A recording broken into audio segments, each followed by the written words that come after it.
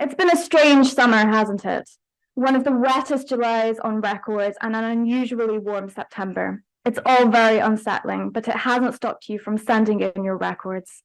This year, over 1.5 million butterflies and day-flying moths were recorded during the big butterfly count. As I'm sure most of you know, data like this is so important in helping us to identify important species trends and understand the effect of our changing climate. I don't know about you, but in my garden, it was definitely the year of the Red Admiral, and this is the first time that the Red Admiral has stolen the show and taken the top spot in the big butterfly count. It's easy to get caught up in the joy of seeing clouds of red admirals and the huge success of the big butterfly count, but we must remember that nature in the UK is at a crisis point. Just last week, the fourth State of Nature report in 10 years showed that our wildlife continues to decline. 80% of our butterflies have declined since the 1970s, and we've lost 30% of our moth abundance. Now, butterfly conservation doesn't market itself as a campaigning charity, but last week, some of our staff joined representatives from over 40 environmental NGOs outside the DEFRA offices to protest and demand action for nature. We need our government to take meaningful action to tackle the biodiversity and climate crisis. Here at Butterfly Conservation, we have some pretty ambitious goals of our own. We want to halve the number of the UK threatened species of butterflies and moths, improve the condition of 100 important landscapes, and transform 100,000 wild spaces for people and nature. We know what works, and we pride ourselves on our excellent science.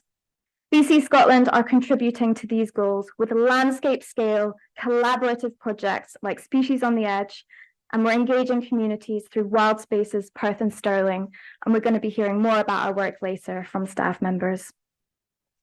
Speaking of wild spaces, the project now has a brand new, striking website, so be sure to have a look and register your wild space. Finally, we know that we couldn't do any of this work without people like you. So we are continuing to improve the support and resources available to volunteers. Now onto a whirlwind tour of our 3 Scottish branches. Local branches are often the first point of contact for new members. So here is a taster of what we get up to. We asked Highland Branch Chair Pete Moore for an update, and he reported that the most important conservation achievement of the summer was the release of dark-bordered beauty larvae at a new location in Strathspey. There were previously only 2 sites for dark-bordered beauty in Scotland, so the conservation need to get the moth established on more sites was clear. The Royal Zoological Society for Scotland, in conjunction with the Dark-Bordered Beauty Steering Group, set up a breeding facility at the Highland Wildlife Park, and in June 2023, about 200 larvae were released at a privately owned donor site. It is hoped that a new population will become established there. And here is the Dark-Bordered Beauty Steering Group looking very pleased with themselves. Now, these Highlanders look a bit wilder than the steering group, but I'm told that they've been doing some fantastic work with tree poppers to support priority species like Northern Brown Argus and Small Blue. And well done to Pete for organising 9 work parties this year. Next, we're visiting Southwest Scotland, where there has been a real focus on engaging the public. What an amazing idea to create a demonstration wild space at Calderglen Park, which will hopefully inspire members of the public to create their own butterfly-friendly gardens at home. They've also been collecting local wildflower seeds and asking volunteers to help grow them into plug plants at home. These will then be planted at sites like Blacklaw Moss to support small pearl-bordered fritillary and other butterflies. There's also been a push to survey new sites and test out pheromone lures for clearing moths. The branch purchased 30 lures and distributed them to willing volunteers, resulting in the first large red-belted clear ring record for Argyll. If all of this sounds interesting to you and you'd like to get involved, please do get in touch with Southwest Branch. They are particularly keen to recruit more public engagement volunteers to help deliver guided butterfly walks and talks. However, they also make the excellent point that most branches now meet online via Zoom. And in fact, there are many desk-based jobs involved in running a branch, things like writing newsletters and running social media accounts. So really, you can help out from anywhere, and we'd love to have you. Finally, on to East Scotland Branch, where we've also been doing a lot of public engagement. At St Abb's Science Festival, we spoke to 80 primary school children and nearly 500 members of the public. And at Traquair BioBlitz, Reuben Singleton drew in the crowds with a fascinating introductory talk on the ecology of moths. Hairstreaks were the highlight of the summer, with field trips to see white-letter hairstreak, purple hairstreak, and targeted recording of green hairstreak. Further north in Grampian, Helen Rowe led a conservation work party to clear scrub from northern brown Argus habitat. And I couldn't resist adding a few more photos from Chris Stamp showing volunteers spotting purple hair streaks through telescopes. Thank you to all of our branch volunteers who sent me their updates, and I'm so sorry that there wasn't enough time to highlight all of the amazing work that you do. But hopefully that has inspired a few people listening today to get involved. Now, I think that's quite enough from me. We have a fantastic lineup of speakers, and I really hope you enjoy the day. We're very lucky to have BC's Director of Conservation, Dan Hoare, with us today, kicking off our morning session. If you're on social media, you may well have seen a video of Dan delivering an inspiring call to action at the Restore Nature Now protest. He said, "If you care about nature and you're not angry, you're not paying attention." Dan is going to tell us how BC's conservation strategy aims to restore butterflies and moths in our landscape. Welcome, Dan. So, yeah, I'm really delighted. I live in the south of England, so I don't get to visit as often as I'd like. But whenever I come here, I never fail to be really inspired, entertained, and a little envious of this kind of terrific sense of community that you have here. That radiates out from these events, the way branches, volunteers, staff all work together very much as part of a community, which is absolutely fantastic. So in the programme, I'm here to talk about BC's conservation strategy. But do you know what? I find strategies quite boring, and I wrote a lot of this one. So what I'd like to try and do today is avoid a lot of the jargon, the goals, the enablers, the key performance indicators. All of those things are a necessary part of running a big organisation, but they're not very exciting. And instead, I want to try and talk to you today about what BC is doing and why. And if you leave understanding some of those things, then I'll be pleased, really. I'd like to provide a little bit of background and context for much of the great work that you're going to hear about from other speakers during the day, that you've already seen in a couple of those taster slides from Apithanny of what branches are doing. And I hope you'll be able to see where what you do for butterflies and moths fits into a bigger picture and a plan, because we do have a plan. Whether you're a dedicated volunteer, a casual recorder, one of the team who's lucky enough to be paid to work in this field, or if you just turned up today because you quite like moths. We need all of you on board to save butterflies and moths. So as Apithanny said, the reason for needing an ambitious plan is pretty obvious. Nature in the UK is in a shocking state. So last week, the UK State of Nature report was published, along with a Scotland summary. That's the fourth such report in a decade, and all of them are telling the same story. Despite all the efforts of the conservation community, and there have been some successes, overall species continue to decline. The climate emergency and the nature crisis we face are really deeply intertwined, and they're combining to drive long-term declines for most species groups. So even here in Scotland, where the rapidly warming climate is driving an increase in distribution, a range expansion for some invertebrates, including butterflies and moths. You know, you may be lucky enough to have seen holly blue in your garden for the first time this year. In the background, the long-term abundance trend for insects is still down. And as the UK government continues to invest in damaging our ecosystems and cutting back on policies to mitigate climate change, we have to do even more to ensure a future for nature that we care about and that we depend upon. So the first area of our work I'm going to talk about is all about saving species. So our focus here is not just on stopping them going extinct, but on really trying to systematically work out what the threats are, remove those threats, using targeted conservation work to rebuild populations, so that ultimately they're no longer threatened. That's what it means to remove species from the list of threatened species. You might ask whether this is just what we've always been doing, and it is. It's trying to build on many of our successes. Much of the work that branches and volunteers do, going out, keeping sites open, stopping them scrubbing over, identifying new patches, this all fits into this. But what we're trying to do now is work more systematically, select species we really think we can move from a position where they are threatened to a position where they're thriving. Some of that involves really unpicking their ecology for the first time. So for some species, we pretty much know what to do.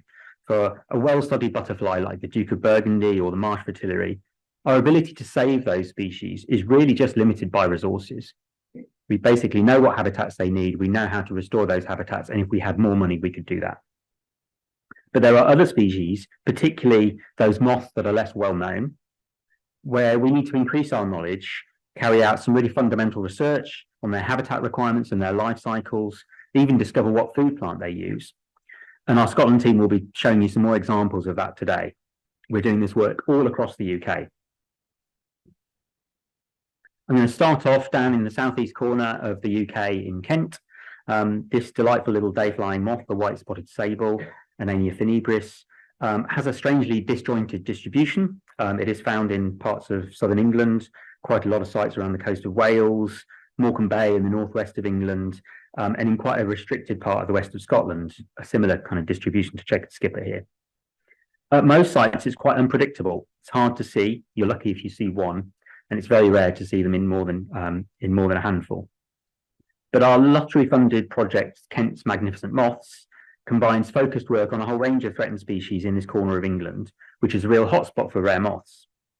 And with a strong population of white-spotted sable in woods near Canterbury, it's allowed us to study this species in a bit more detail.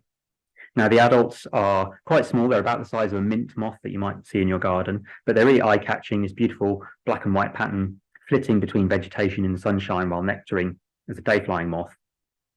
But like many Lepidoptera, we think the limiting factor for them is really the requirements of their larvae, and that's what's leading to the species becoming rarer. So its larval food plant is goldenrod, which is associated with ancient woodlands and limestone rocks.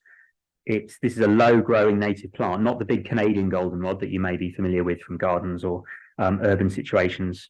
Native goldenrod needs low-nutrient grasslands or managed woodlands with open rides and glades. Historically, that was associated with coppicing, and it's now declining in neglected woods or as tree planting fills in the spaces that it needs. So what we do, as well as looking for the adults, is go to those areas where we have seen adults and search for larvae. The larvae are these little green blighters that hide under low-growing basal leaves of the plant, and our searches for those have shown that really they seem to favour a subset of plants, not those growing out in the sunniest situations, but really those growing in glade and ride edges, where the goldenrod is virtually disappearing under overhanging branches or tangled in brambles. So you can accumulate quite a lot of scratches while you're searching around for these caterpillars. That may offer protection and shelter for the growing larvae and also stop those plants getting droughted out in the summertime. These discoveries have sparked a little bit of healthy competition among BC staff to find this. So we've been able to see that they are using similar habitats in South Wales and in Cumbria, and there's a bit of a competition to see who can find the larvae latest in the year. Because this species is certainly having 2 broods, at least in Wales and in southern England, and to see who can find the most of them. And then with that new understanding of their requirements, what we've been starting to do this year is really identify potential habitat and start searching more widely. So goldenrod is still a fairly widely distributed plant, and understanding why the moth species is not as widely distributed as this food plant is a classic case of trying to work out why something is rare and trying to change those circumstances. So in the Blean Woods, goldenrod springs up following coppicing and clearance, which has been carried out for heath fritillary butterflies typically. but probably doesn't become suitable for the moth for another couple of years until the vegetation starts to regrow. So by tracking areas where we've seen new goldenrod coming up, but we don't have any records of the plant, that's the yellow dots in this situation. The orange dots are records of the moth itself. These yellow areas show areas where goldenrod plants have been found, but no moths. So we can now start to target those for surveys, systematically search those plants, work out at what stage in the cycle the moth might colonize them. Are they more likely to get colonized if they're closer to existing sites, as you might expect? And that really helps us to get a better understanding of the white-spotted sable's true distribution. Is it just under-recorded? Are we just going to the same old hotspots every year to tick them off? Or is it really as restricted as we think? And also get a real understanding of the habitat requirements and link it to those management cycles. So one of the other things we're trying to do through this project is really track the changing distributions of species. So another beautiful little moth that our Kent Moths team have been looking at is the elusive fiery clearwing, entirely restricted to Kent. This spectacular little day-flying moth is really hard to find, even with pheromone lures.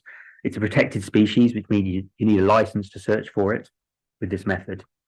And what we've been doing is training volunteers to search for its eggs, which it lays on the stems of curled dock. With that method, its known abundance has nearly tripled in just 2 years, with 22 new sites found through that project.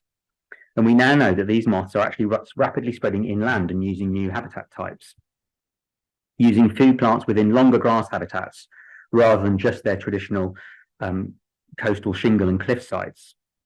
And these are really critical insights at a time when the moth's traditional coastal sites are actually increasingly threatened by inundation, saltwater flooding from increasingly severe winter storms. So there are sites where you can go 1 year, find lots of eggs and lots of adults on curled dock on a shingle bank, and you go back the next year and the whole shingle bank has either completely disappeared or been completely rearranged by winter storms.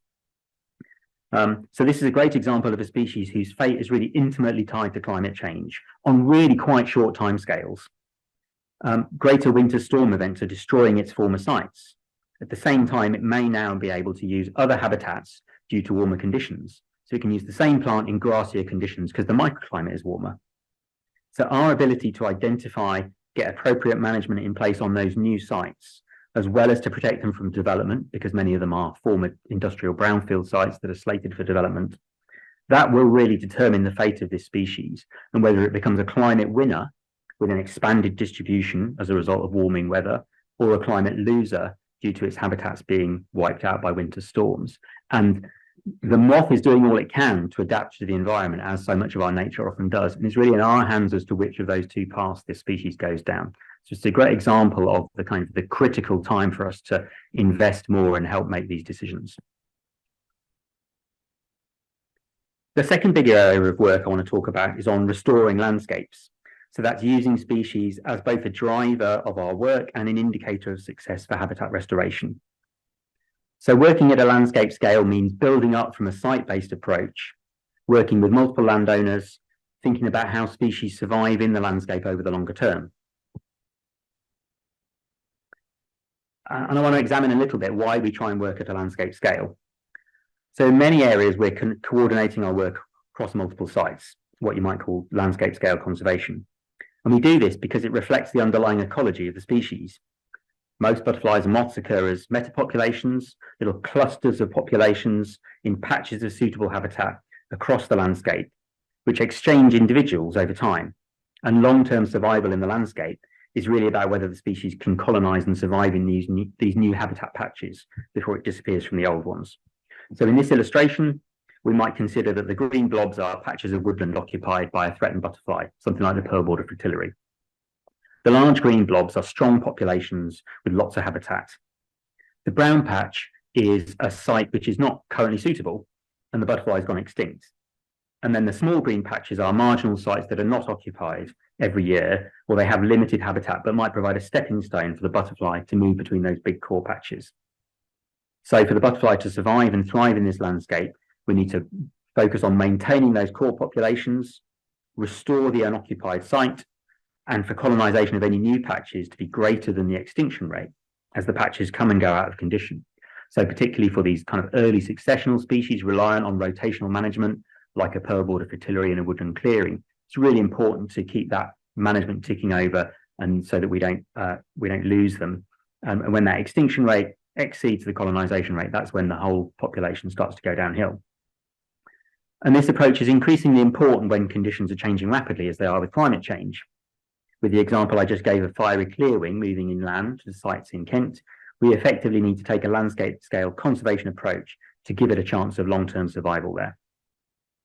This picture, though, actually comes from the influential Lawton report of 2010 called Making Space for Nature, which sets out recommendations for managing and conserving habitats at scale. It's about habitats, not species. And it's effectively nowadays the handbook for how much of the conservation sector is managing land. We've actually been using this approach for many years, but under our landscape goal, we're increasing the focus on how we measure the success of what we do, and crucially, how we try and explain that to other people. That might be our own supporters, funders, partners in other organisations, and trying to do that in a way that makes it relevant to them. So our single kind of summing up our conservation focus in a single line is really that species are the only meaningful measure of nature recovery. Nature recovery is a term that's being bandied around by lots of people. It's used by government. It's used to justify biodiversity net gain or other mechanisms. But actually, if you're not measuring species responding to that, then it's fairly meaningless. So we're trying to use the language of the Lawton principles of bigger, better, and more joined up to make our species-focused work more relevant for those wider audiences. So our landscapes goal is both about scaling up our approach to make it ecologically relevant for the species, but also about collecting better information on habitats and presenting it in a way that is relevant for others.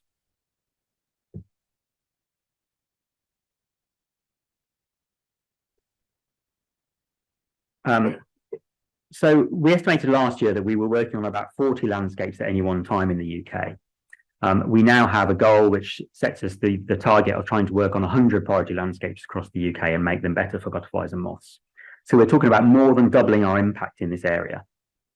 And it's important to say we don't control any of these landscapes. We own or directly manage very little land. So we can only achieve any of this by engaging with landowners and land managers and working in partnership. Now, there might already be partnerships, protected area designations, farming clusters, or other initiatives underway in all these areas.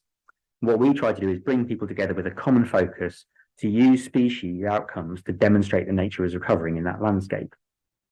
Because sometimes we may not be able to get agreement for this kind of approach in every area, we've actually identified a long list of 114 landscapes, which we're starting to investigate and make progress on. We know we won't be able to deliver on all of them at this scale, but that's what we're trying to do to get to our 100 target. So the Scotland team have a list of 19 landscape priorities, and we're starting to build projects and partnerships for some of those. Species on the Edge that you'll hear about today is helping deliver these kind of ambitions in at least 2 of those landscapes. For others, our work may stay more like the site-based targeted species work we've already described, and it may be difficult, it may be dependent on resources or dependent on the partners who work there to scale it up to the next level.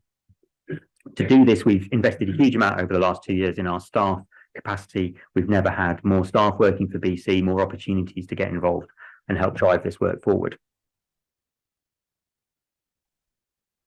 And when you work at a landscape scale, there are lots of opportunities, often a much wider array of species that could benefit from that kind of work.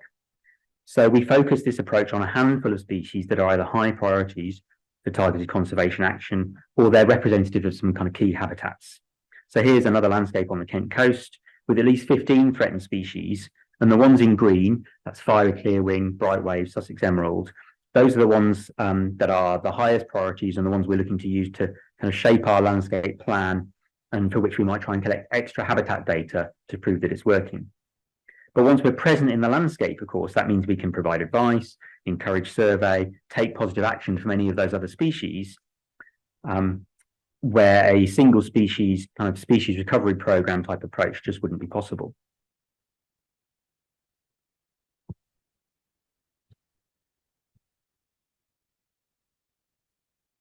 So what does this look like for a species? So if we dive down into Kent again, where we've had a lot of resources and we've been following this model for a few years now, this time for the black-veined moth, a beautiful day-flying moth whose whole UK population is shown on this map in the Kent Downs.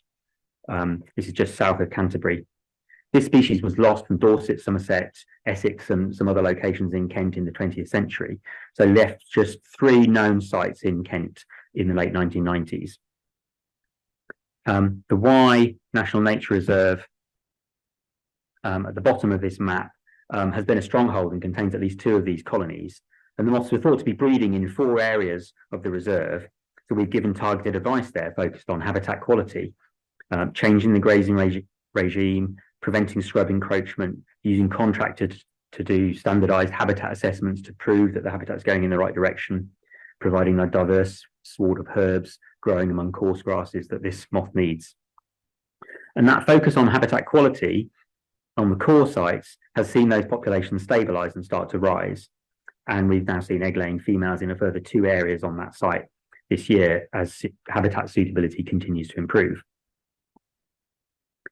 And in recent years, we've seen the species spread back out into the landscape to start forming new colonies on private land where it definitely wasn't present before, including remnant chalk grassland fields that have been brought back into better condition, and also new grassland restored from former arable land as part of a long-term habitat restoration project led by Natural England. So Natural England are leading a cluster of farmers really with a habitat-based approach for grassland restoration, not with black-veined moth in mind, but with us coming in giving extra advice, improving the populations in the core, thinking about the connectivity between these patches. It's now starting to move back out into the landscape.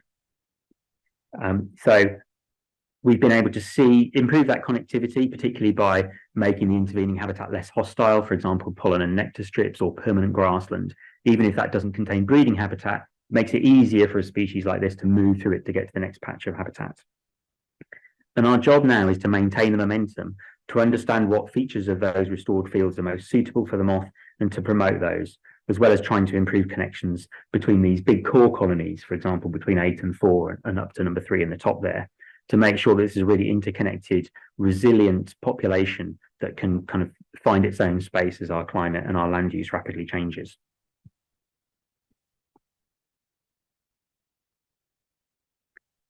So to move on to another kind of well-known species we've been working on for a long time, on Dartmoor in the southwest of England, we've been working for at least 15 years through a number of different targeted projects on Dartmoor, Exmoor and Bodmin Moor for marsh fritillary. So this slide just sums up some of the work that we've been doing. Project officers have worked across the landscape with landowners to increase the area and quality of breeding habitat, reduce fragmentation and improve connectivity. On these sites, lack of grazing is a common problem, because lots of the sites are fairly marginal in terms of farming, and grazing is often uneconomic. So sites become unsuitable for the butterfly as gorse and willow scrub dominate, and the grass sward becomes rank and overgrown.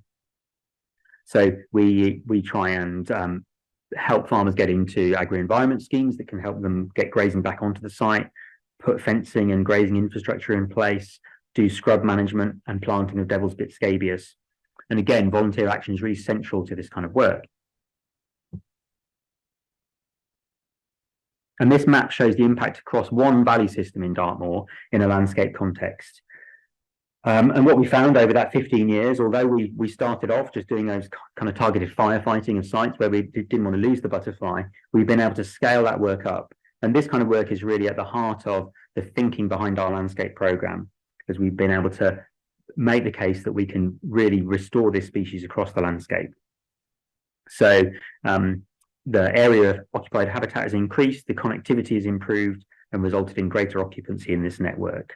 So that's that bigger, better and more joined up in action. It's not just drawing habitat lines on a map saying, okay, there's more wet grass than there was before. It's actually a live butterfly species moving back through the landscape, recolonizing some of these patches.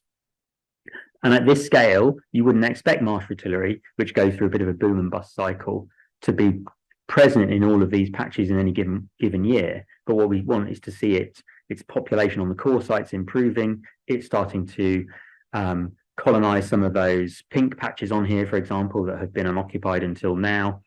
Some of the paler patches are occupied occasionally. And our focus now is to get to that next stage. It's a kind of a stepwise program of securing the core, improving the marginal sites, creating new habitat, and getting the species back out into the landscape. So an individual landowner or a volunteer on a work party or someone coming to take part in a time count, they don't always know that they're part of this systematic landscape scale approach. But this work builds into a case study of how to save the marsh fritillary, how to restore that wet, calm grassland habitat it depends on. in a way that means something for a priority species. This is effectively a recipe for nature recovery in Colne grassland that we can then share with others and encourage other partners to do the same and make sure that their grassland restoration also provides habitat for marsh fritillaries. And then in the long term, what we see is the abundance of that species increases greatly over time. And that language of nature recovery is everywhere at the moment, right across the UK. So in Northern Ireland, there are nature recovery networks being planned, and we're building similar projects for marsh fritillary. We're currently developing a major funding bid alongside the RSPB to take this work to a new scale. Marsh fritillary is one of our targets in Species on the Edge. We're doing similar work in Wales. So wherever we're working, we learn from those case studies of one particular landscape and try and roll that out at a bigger scale. My final example is to really show how our threatened species work and our landscape programme really flow into and complement each other. So this looks at the lovely but slightly underappreciated large heath butterfly. It lives on peat bogs and moorland across all 4 UK countries, with the largest populations in Scotland. Lots of other more powerful organisations who own and control a lot of land are restoring peatlands at a huge scale for habitat protection reasons, for carbon storage, for water management. They don't necessarily care about the large heath, fairly shockingly, but if we can show them really easily about how what they're doing can also provide habitat for large heath, or with a slight tweak to the way they do their management, this species could come back across the landscape, then they can also use that butterfly as a measure of how effective their peatland restoration is. Then they can work with us and maybe even do our job for us on some of that land that they control. So we're developing projects on large heath in all 4 countries. Our bog squad in lowland Scotland has really led the way on this. We now want to try and take that work to another level in Scotland as well. The radar diagram here is it's a bit of internal kind of planning for BC, really. It's an example of the way we look at our different aspects of our landscape recovery work for large heath. This one's based on our project planning in England. So this year, for the first time, we've invested more money in going back to sites across northern England and trying to work out where large heath is, trying to understand, is it still in its core range? Has it disappeared from some of those marginal sites? This year we focused on increasing our knowledge of its distribution, trying to understand where those core populations are, where it might be disappearing, so we can focus our work with partners, because there's just so much land, you have to start somewhere. Our next step will be to look at that habitat quality, try and really focus on those core sites, build large populations, stop sites drying out or becoming scrubbed over, and providing its food plant, hairtail cotton grass, to build up those populations. Peatland is not a habitat you can suddenly create, so improving connectivity is going to be challenging.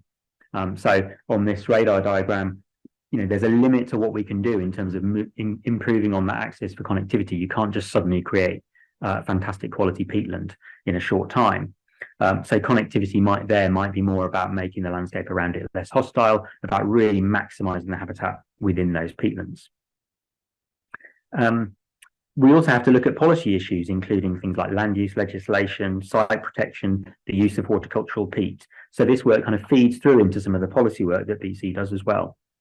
And then knowledge sharing to make sure these gains are actually sustainable. So that sustainability axis is something we're starting to think about. We could do a flash in the pan 3-year project, but how do we make sure the gains of that are really embedded in all the other organisations who are working on peatlands? How do we get them delivering large heath for us so that the work doesn't just stop when our kind of 3 years of focused funding ends? So I haven't really had time to dig into our third big area of work, wild spaces, which Apithanny mentioned. This is a really fantastic programme that's all about providing opportunities and inspiration for people to make a positive change for butterflies and moths wherever they are. It's a major part of our work to be more inclusive. It's really about engaging with people, particularly in urban environments. Many of the people who support butterfly conservation may never see a marsh fritillary or a large heath butterfly. What they really want to see is more butterflies where they live, more butterflies in their local park, more butterflies in their garden. So the wild spaces is both a way of engaging with those audiences, connecting with them, but giving them a set of tools that they can use to get engaged in their local community. And it's just fantastic to hear that Scotland again is leading the way with the first funded focused project with our Perth and Stirling Wild Spaces project that Alice Kenny is leading, but also Branch is leading the way on demonstrating what wild spaces can be. So there's loads of resources on our website about this program. You can search for wild spaces or follow the links through the BC website, and you'll be hearing a lot more about this in the coming year. I'm going to finish just by saying it's fairly obvious there are some big overlaps between these different strategic areas. These are particularly obvious for our species and landscape work. This is really a hypothetical picture. It's fairly obvious that our landscape and our threatened species work really do overlap an awful lot. There are some species in that blue section at the edge where they're found on a single site. They might be a rare moth that's only known from a single site. Our job there is really to firefight it, to understand its distribution, to understand its requirements and stop it disappearing. And we can't really operate at a landscape scale, even if we wanted to. Then there's a whole intersection in the middle where it works really well, and I've spoken about that for species like marsh fritillary and large heath. There are also species that we can work on in a landscape, some of those species that might be regional priorities for you. So that could be a species like grizzled skipper in England or small blue for you here, where there's a load of work we can do at a landscape scale to build case studies and demonstrate what success looks like for those species, even though they're not on the kind of fairly arbitrary list of our Goal 1 conservation targets. So there's lots of room there. Wild spaces is really primarily about engagement, but there are still opportunities where we may be able to assess the success of our urban work at a landscape scale, and even where some of our threatened Goal 1 species might benefit from that wild space approach. So actually, you might find that it's a bit more like this, and there's a bit more overlap. So this is this is the first time we've really focused our work in this way. So we're still learning where these opportunities are, where these opportunities for overlap are. But all three of these things are driving our work forward. And BC is making great strides in trying to work in all three of these areas at once, because they're all really, really important to advance the cause of butterflies and moths. So I'm going to finish there just to say thank you really to everybody for listening, but also for all your involvement. If any of you have done a day's volunteering for BC at any time, sent in a record, then what you do is embedded in everything I've spoken about so far today. So thank you very much for listening. Thank you very much, Dan. I think it was really positive to hear what's going on in the rest of the UK, and I really like that idea of creating a blueprint that other organisations or landowners can replicate. So do we have any questions for Dan? I was wondering with the landscape project, where you're changing the landscape to suit certain moths, butterflies, how do you know you're not affecting other organisms to their detriment? Yeah, that's a great question, Ken. So Ken was saying, when you're kind of trying to change the landscape to suit one species, how do you know that that's not having a negative impact on other species? I think that's what you're asking, isn't it? It's a great question. So yeah, it's a simplification, I suppose, to say that we're managing a landscape just for large heath or just for marsh fritillary. So if I think of our marsh fritillary work in Dartmoor, for example, we know that there are a whole range of other rare invertebrates, rare plants that are also bouncing back. If I think about some of our work in the Cotswolds and in Rockingham Forest in England, for example, adder has been a key part of the work that we've been doing. It really, adders really love those kind of warm, sunny, hot aspects. Even just yesterday when we were out, we were talking about adders thriving on a community woodland planting scheme that we were looking at. So very often we're using these butterflies and moths as measurable indicators of success. And when you work at a landscape scale, there's room for all those other species. And what we're not trying to advocate is just everything targeting one species at the expense of everything else. It's about trying to find space. So typically, if I knock on a landowner's door and say, "Can I talk to you about marsh fritillaries?" what I'm going to be doing is trying to find space in their land holding alongside their other means. Maybe that's productive farming, maybe it's maybe they're farming for conservation in mind. And what we're trying to do is not swing their whole operation just to marsh fritillaries, but to find space for those species. And when you work at a landscape scale, that's actually a lot easier because they're not taking sole responsibility for that species anymore. Because with luck, it'll be on 3 or 4 farms in the valley, and they can have shared responsibility for that species. You can also if there's a site that has, you know, a rare orchid, for example, you can say, okay, well, we're going to compromise on what might be perfect grazing for marsh fritillaries. Because you're going to want to prioritize that orchid on your site. But next door, where that orchid's not present, we're going to focus a little bit harder on getting it just right for marsh fritillaries. So you can start to balance. Again, that's a great example of how moving from a single site focus, where you're really firefighting, you're desperately trying to stop a species going extinct in one field, for example. When you move to a landscape scale, it gives you a bit more freedom and it gives you a bit more confidence. The other thing I'd say with BC is that one of the reasons I still work for butterfly conservation after more than 20 years is because we do have a fairly holistic ecological view. You know, when we recruit people, we try and find people who are well-rounded ecologists who've got other skills, who understand botany, or who can identify that bird that's calling overhead. And I've been standing in a field, you know, saying, well, the management we didn't work for small pearl border fritillary, but there's a tree pipit calling here, which is now breeding on this site. So, and a landowner can really respond to that. I think it makes us a bit more trusted by landowners to have that more balanced approach. And we're also collaborating a lot more with other NGOs, so we can bring their skills in. So Jim Asher, for those at home, has asked, with climate change, how will we build that into our strategy, and might we have to consider reintroducing species or moving species around a bit more proactively? I'll try and keep a short answer to this one. Yes, I think we have to. We already are. Our reintroductions policy, which was rewritten last year, is much more about showing people what best practice looks like. We're not the butterfly police, even if we wanted to be. We can't tell people what to do.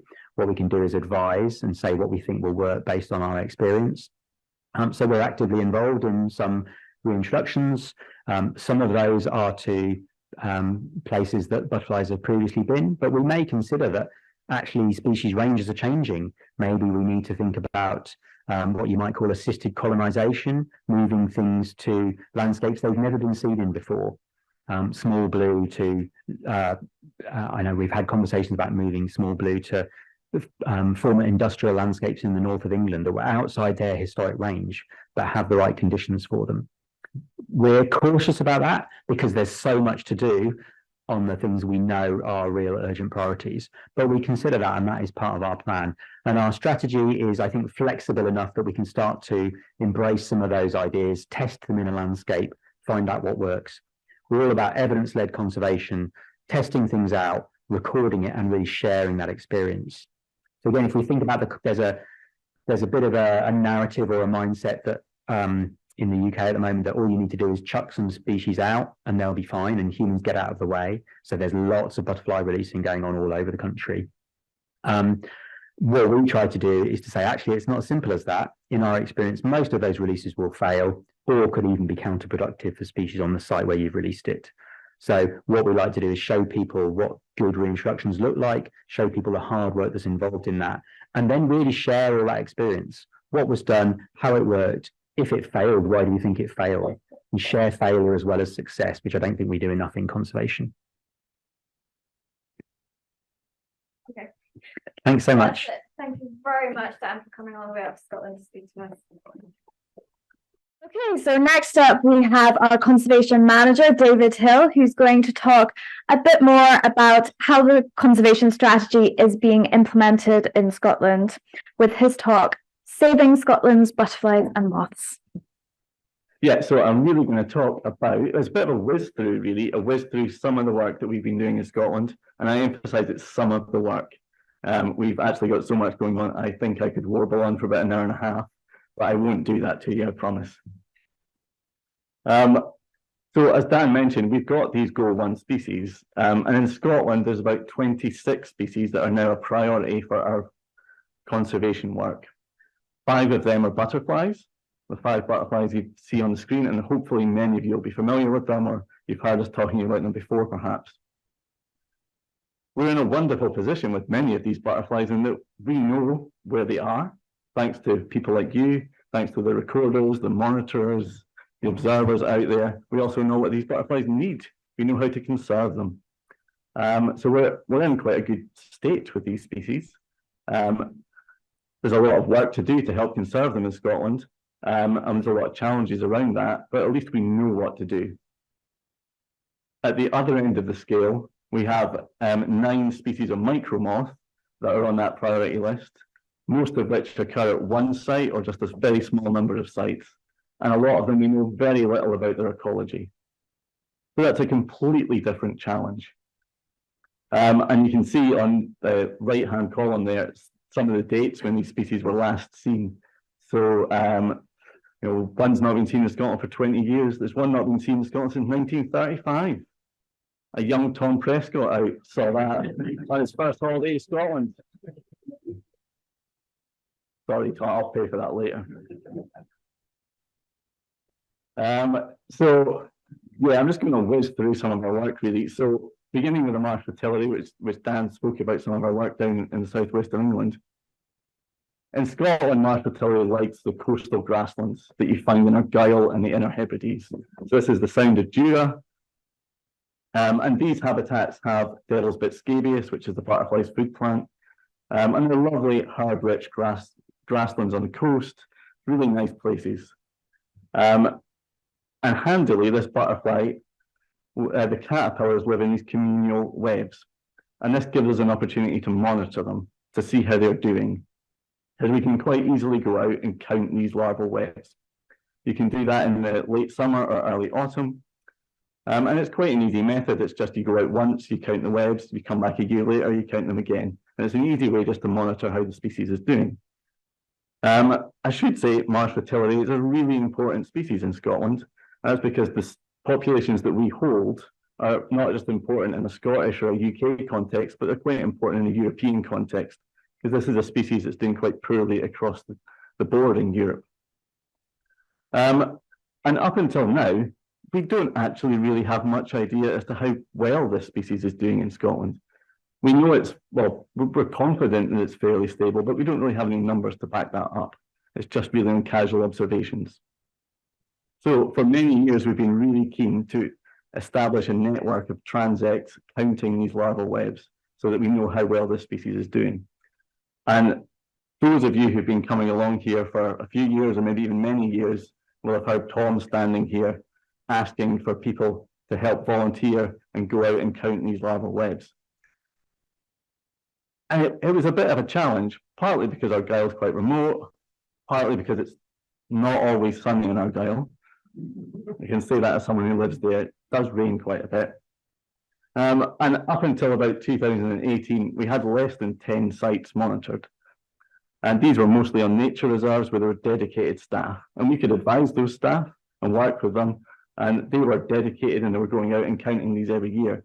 But our statisticians were telling us that we needed to have 35 sites monitored for us to be able to say how well this butterfly was doing. Happily, after a slightly change in strategy over the last few years and our increased capacity, that has changed. And we now have on target for this year to have 50 sites monitored. And that's such a change. Personally, I think in my time at BC, that's one of the biggest things we've achieved in Scotland, is changing that. So all of those red dots that you can see on the screen are where we now have a transect, where we can monitor marsh fertility. And that includes most of its range from the Isle of Bute in the southeast, right up to the Isle of Tiree and the northwest there. There's still a few gaps in there. There's always room for improvement, but we've done, well, not to pat ourselves on the back too much, but it's been a real change to get that going. And last year, for the first ever time, we were able to produce a population trend for marsh fertility in Scotland. So that said, over the previous 15 years, that there had been a decline in abundance of 72%. So that sounds pretty bad, but marsh fertility is a species that has these very natural population swings. And it's realistically going to be a few years before we actually can see that trend and see how it's working out to get a better idea of how the butterfly is doing. So we're not too worried yet. He's not here today, so I'm going to embarrass him by putting his photo on screen to say that Patrick Cook has coordinated a lot of this work in Scotland. I'm sure Patrick's familiar to many of you. It's very much been a team effort, not just the staff, obviously, but so many of the volunteers that we've asked to go out and take on a site locally to them. And that is what's worked for us. It's local people going out counting these sites, people that live on these islands or in these remote communities. And yeah, Patrick's really coordinated all that, so much of the credit to him. So what next for marsh fertility? Well, we have our Species on the Edge project, and we have our project officer, Liz Peel, who works on the lives on the Isle of Mull, and she is working on marsh fertility as one of her species. So we're going to be looking to increase that monitoring. 50 sites is great, but why not 60 or 70? It's such an easy method, and people do quite like going back to the same site and seeing how it changes every year. So we think there is scope to improve that a little bit, fill in some of the gaps, and that'll just give us better data to help shape our conservation efforts. We actually receive very, very few records of marsh fertility. People that usually go out west to see it usually go to the same sites, and we very, very rarely receive records from most of its range. So we're really looking to get presence-absence surveys going again, looking to see if the butterfly's still there, and is its habitat still in good condition? Or is there any evidence of decline, and can we perhaps change that? Can we advise the farmer, the landowner? Can we do some conservation effort to help? Pretty much covers that point. And an increasing issue for marsh fertility in the last year or so has been we're getting lots of applications coming in for woodland planting on areas that historically have held marsh fertility populations. So this has long been an issue for northern brown Argus, but it's increasingly coming into play for marsh fertility. So more of our time is going on to advising and trying to get mitigation of these woodland plantings. Often if we get in there early enough, we can achieve some quite useful mitigation to help the butterfly. So moving on from damp grassland species to proper likes it wet species, which is the large heath. We are very fortunate that we've had a 10-year conservation project to help the large heath. It can't be many conservation projects in Scotland or the UK that have been running that length of time.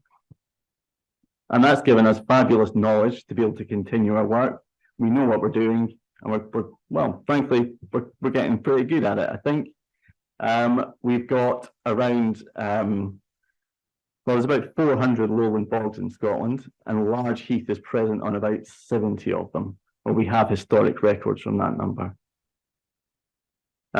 So Polly Philpott, our bog squad officer, has been coordinating a large heath lowland bog survey the last few years to get people back out to those sites where large heath hasn't been seen for a long time, to see if the butterfly's still there, and if it isn't, or if it is, but the habitat's struggling, can we get out there and help it?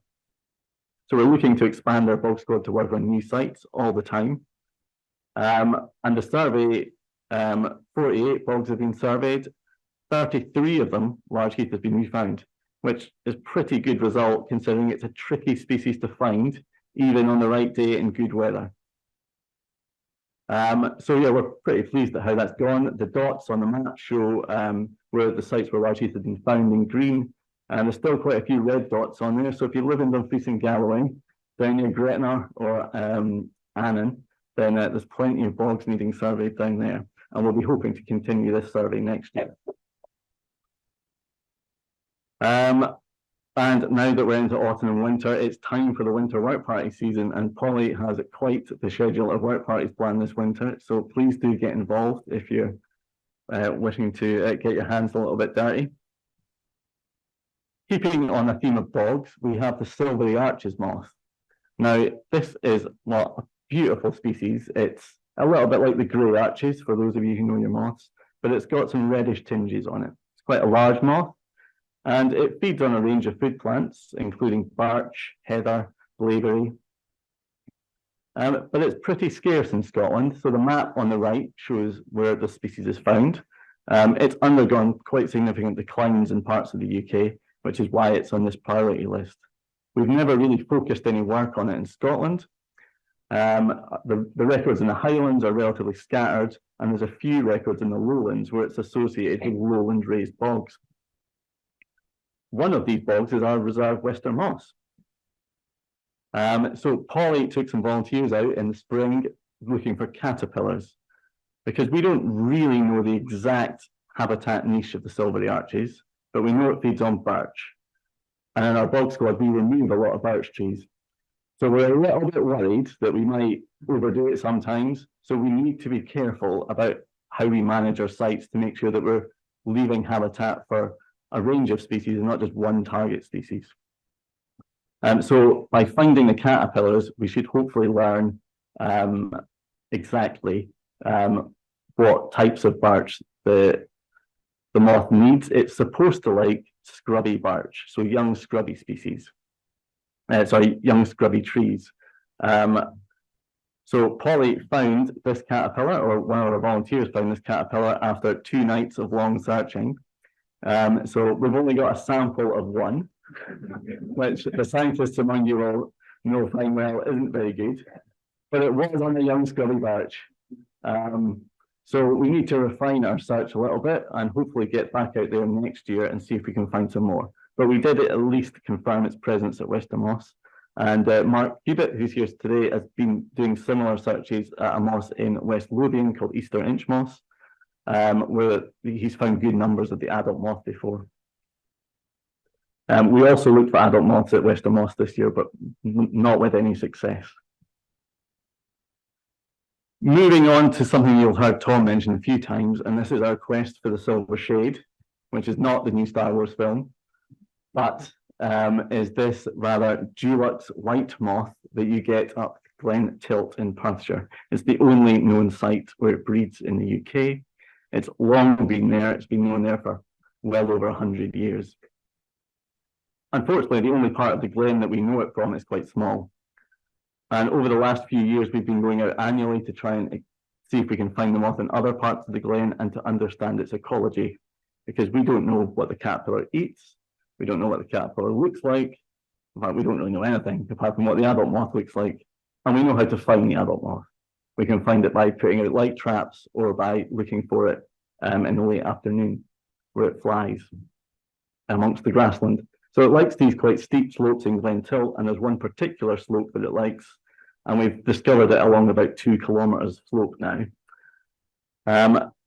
Last year we had a really significant breakthrough, and that we found, well, a female that we captured laid eggs whilst it was in a pot with some vegetation. So now we know what the eggs look like.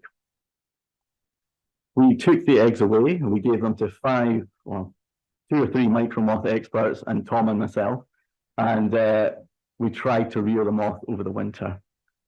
We were all completely unsuccessful. The caterpillars emerged from the eggs, they disappeared down into the soil, which is what we believe from reading the literature would happen, but they never came out to feed again in the spring. We, of course, were rearing them in our lowland houses. Maybe it needs the cold of the uplands, we're not entirely sure. But we did know what the eggs looked like. So we thought, why not go and look for the eggs in the wild? I got there and started looking with several others, and I completely gave up hope after 5 minutes. I just thought, we're never going to find these. But Tom had the bright idea to bring along young Holly, who's here somewhere, and Holly found eggs, amazingly, on the top right photo, laid on some alpine lady's mantle. How on earth we found them, or Holly found them, I have no idea. So we're quite confident that these might be Yana argentana, the silver shade. Tom and Holly went back a few weeks later to check, and the eggs had hatched. So that was stage 1, because we decided that we would not collect the eggs because we might fail to rear them again. So the plan this time is to go back next spring and see if we can find the caterpillars in the vicinity of where the eggs were laid. We also tried, on the advice of some colleagues in Sweden, to try these emergence traps. So these aren't actually emergence traps, these are cake stands. Bought from Amazon, bargain at, I don't know, 10 for £10 or something. They're quite flimsy, but we staked them out on the hill just in case we might get lucky and a moth might emerge, and then it would be trapped by the cage, and then we would know roughly the exact habitat that the moth is using to breed. Perhaps unsurprisingly, they were unsuccessful.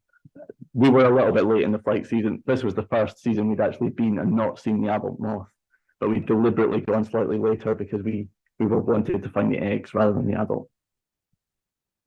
The cake stands also gave us an opportunity to be quite silly, as we usually are. Moving on again, this time we're moving out west to the Isle of Mull and back to the Species on the Edge project. So slender Scotch burnet is one of the UK's rarest moths. It's quite similar to the six-spot burnet, which I'm sure most of you will have seen before and be very familiar with. The main change is it's got the last two spots on the wing are fused together, and instead of black legs, it has silvery legs. This moth is only found on Mull, Alba, which is this big island, and Gomitra, which is the smaller island just off Gomitra. They're the only places in UK moth known. It's extinct on the mainland where those red blotches are.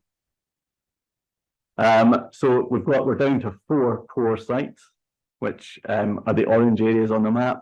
There's a 5th one that we think might have gone extinct, unfortunately, which just raises the importance of the work that we're doing and that we need to get on with it. So it's a good thing that Species on the Edge has arrived at the time it has, because we now have the funding and resources to do something. But one of the key things we wanted to do was go to the Isle of Alba and see how the moth was doing. Alba, as some of you may know, is now a community-owned island, and the community are very keen to kind of repopulate the island and get the island economy and community going again. So in late June, 18 of us got together and headed out to Alba. We were looking slightly soggy there at the start of the day, but the weather did improve. So the moth loves these south-facing steep herb-rich slopes that you can see, but you can also see the problem, and the problem's bracken. So it's moving in quickly. Behind where we were stood used to be a settlement. So at one time, 600 people lived on Alba. There's now less than 10, or around 10. And all the old houses are full of bracken. So you can just see how it's changed. It's quite eerie walking through someone's house and it's just full of bracken. So the local boat company, Tourist Mara, who usually run bird trips out to see Stafford and the Chestnut Islands, look at seabird and whales and things, they were very kind and gave us a free lift to the far end of the island. So after our boat trip, we tripped off, and as you can see, it turned into a lovely sunny day. But you can also see that this was June, and look how parched the grassland is. It's just so odd for the west of Scotland for the grass to be that colour at that time of year. It was an early season, and we quickly worked out that we were too late to survey the slender Scotch burnet properly. We found a few moths, but they were very tired and worn. We found plenty of transparent burnet, which is usually a good indication that slender Scotch has just gone past its peak. So it was a rough day of walking, I think we could say. And I would also say that when we took this photo, we were all covered by ticks at this point, which was only 5 minutes after getting off the boat. It is an island of deer. So yeah, we had a great day, but it was tough going. But this was the previous distribution that we knew of slender Scotch burnet on the island. So anywhere there's red is where the moth had previously been recorded. It's hard to see, but there is a little red dot out on Gomitra there. 2 of our guys went out to Gomitra, and the rest of us stayed on Alba. We covered all of that ground. So each of those squares is 1 kilometre. There's very few paths. It was seriously rough going on steep ground, but we covered a huge amount. And we found slender Scotch burnet in all these places. And we found transparent burnet in all these places. So my overall takeaway from leaving the island was, yes, there's a lot of bracken. Yes, it's spreading, but there's still a huge amount of good habitat there, and the moths are surviving and doing okay. But we need to think about how we might start to manage the bracken, not just at this place, but other places too on the west coast. Our work for slender Scotch burnet doesn't stop there, so Liz arranged to have this new fence built at one of the sites on Mull, which will allow the landowner to graze his stock more appropriately to help both species of burnet moth. Jumping away again, so we're down into the borders now. for a moth called Lampronia capitella, or the currant shoot borer. Some of you will have heard Reuben Singleton give a talk about this a couple of years ago, a really good talk. Reuben found the moth at this site near Peebles. It's the only site in Scotland for the moth. It makes, the caterpillar drills into the shoots of currants, and red currants, black currants are fine, but not flowering currants. So probably not the one in your garden, not the nice bush you've got in your garden, but kind of wild currants that are out and about, and it drills into the shoots. And in the spring, when the shoots come out, it droops because it's got a caterpillar in there eating it. And that's quite a good way to find the moth. Indeed, that's how Reuben found the moth. But the adult moth itself is actually spectacular. It's tiny, but gorgeous. And Anna Aitken, a student, managed to get a grant from the People's Trust for Endangered Species to do a student project looking at this moth and 2 other species this year, sponsored by us. So we're supporting her to try and find out more about these 3 rare species of micromoth. And the first one that she tried to look at was this one, because it's quite near to where she lives. And Anna made some great observations, because the adult's very rarely been seen in Scotland. She was able to get out there and actually observe the moth and its behaviour, which has really helped us. And she was able to test different methods of finding the moth, which was really useful. Next year, we hope to actually look for this moth at other places. So we think it must be present elsewhere. It likes sites by rivers that are wooded and where there's obviously currents. So we think around the Tweed and around the Clyde valleys are potentially really good places to look. So watch this space, because there might be some events and walks coming in the spring to go and look for these wilted shoots. Anna also had 3 visits to Tiree, and any of you who've been following the CalMac situation will know fine well that getting 3 visits to Tiree is an achievement in itself. She was messed around appallingly on the ferries and had some terrible weather. But she went out in the spring to look for caterpillars, which was a thankless task, because a bit like the silver shade up Glen Tilt, we don't really know what the caterpillar does. But we need to know to be able to find the moth in other places and to be able to carry out adequate conservation work for it. So this is a species that only occurs on Tiree in the whole of the UK. It used to occur in the southeast of England and went extinct, but was refound in the 1980s on Tiree.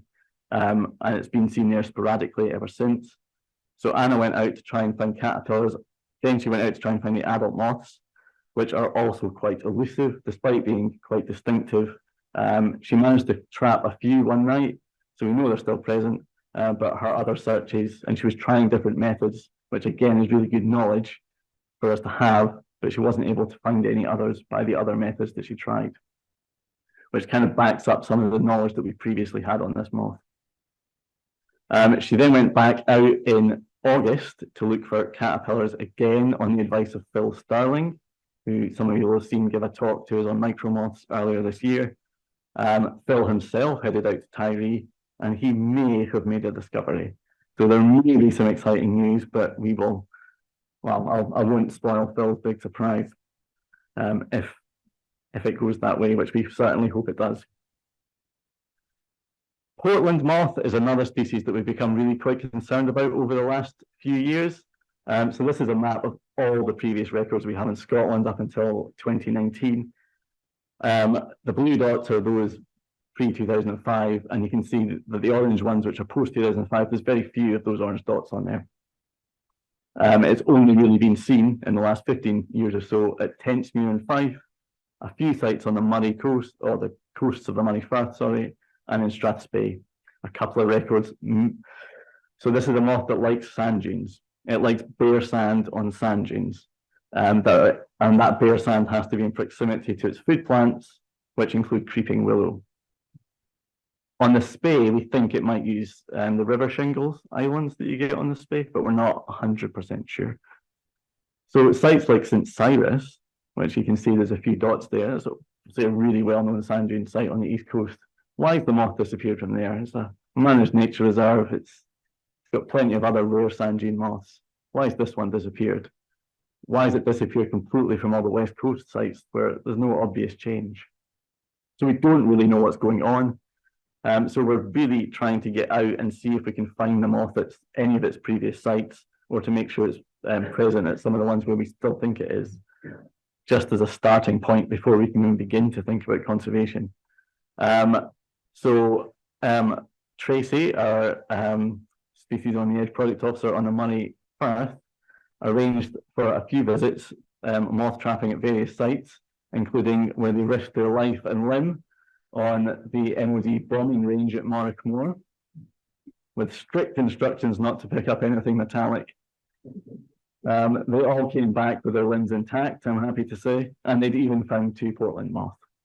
That's a completely new site, but one where we perhaps expected it to be there given the quality of habitat, but being an MOD range, you have to kind of arrange your access. It was also found at another MOD site, Fort George, but a search at Colbin wasn't successful at Colbin Forest near Nairn. And the moth has also been seen at Tentsmuir, Nigel Voaden tells us this year, with lots of searching having happened, but the moth was only seen on 1 occasion.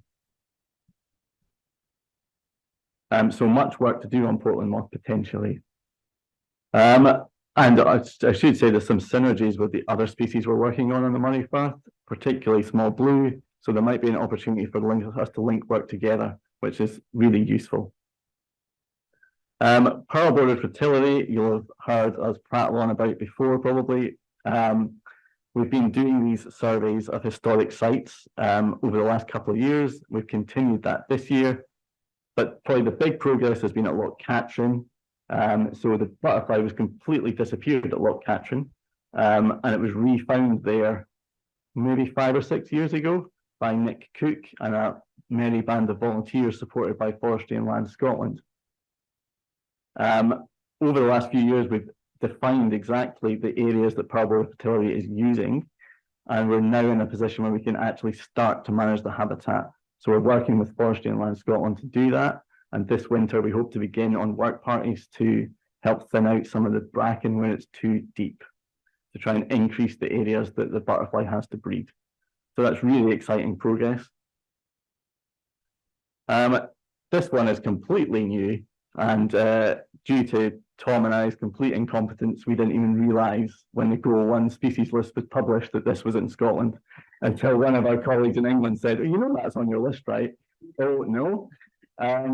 So as you can see, there's one black dot up there on the Isle of Coll.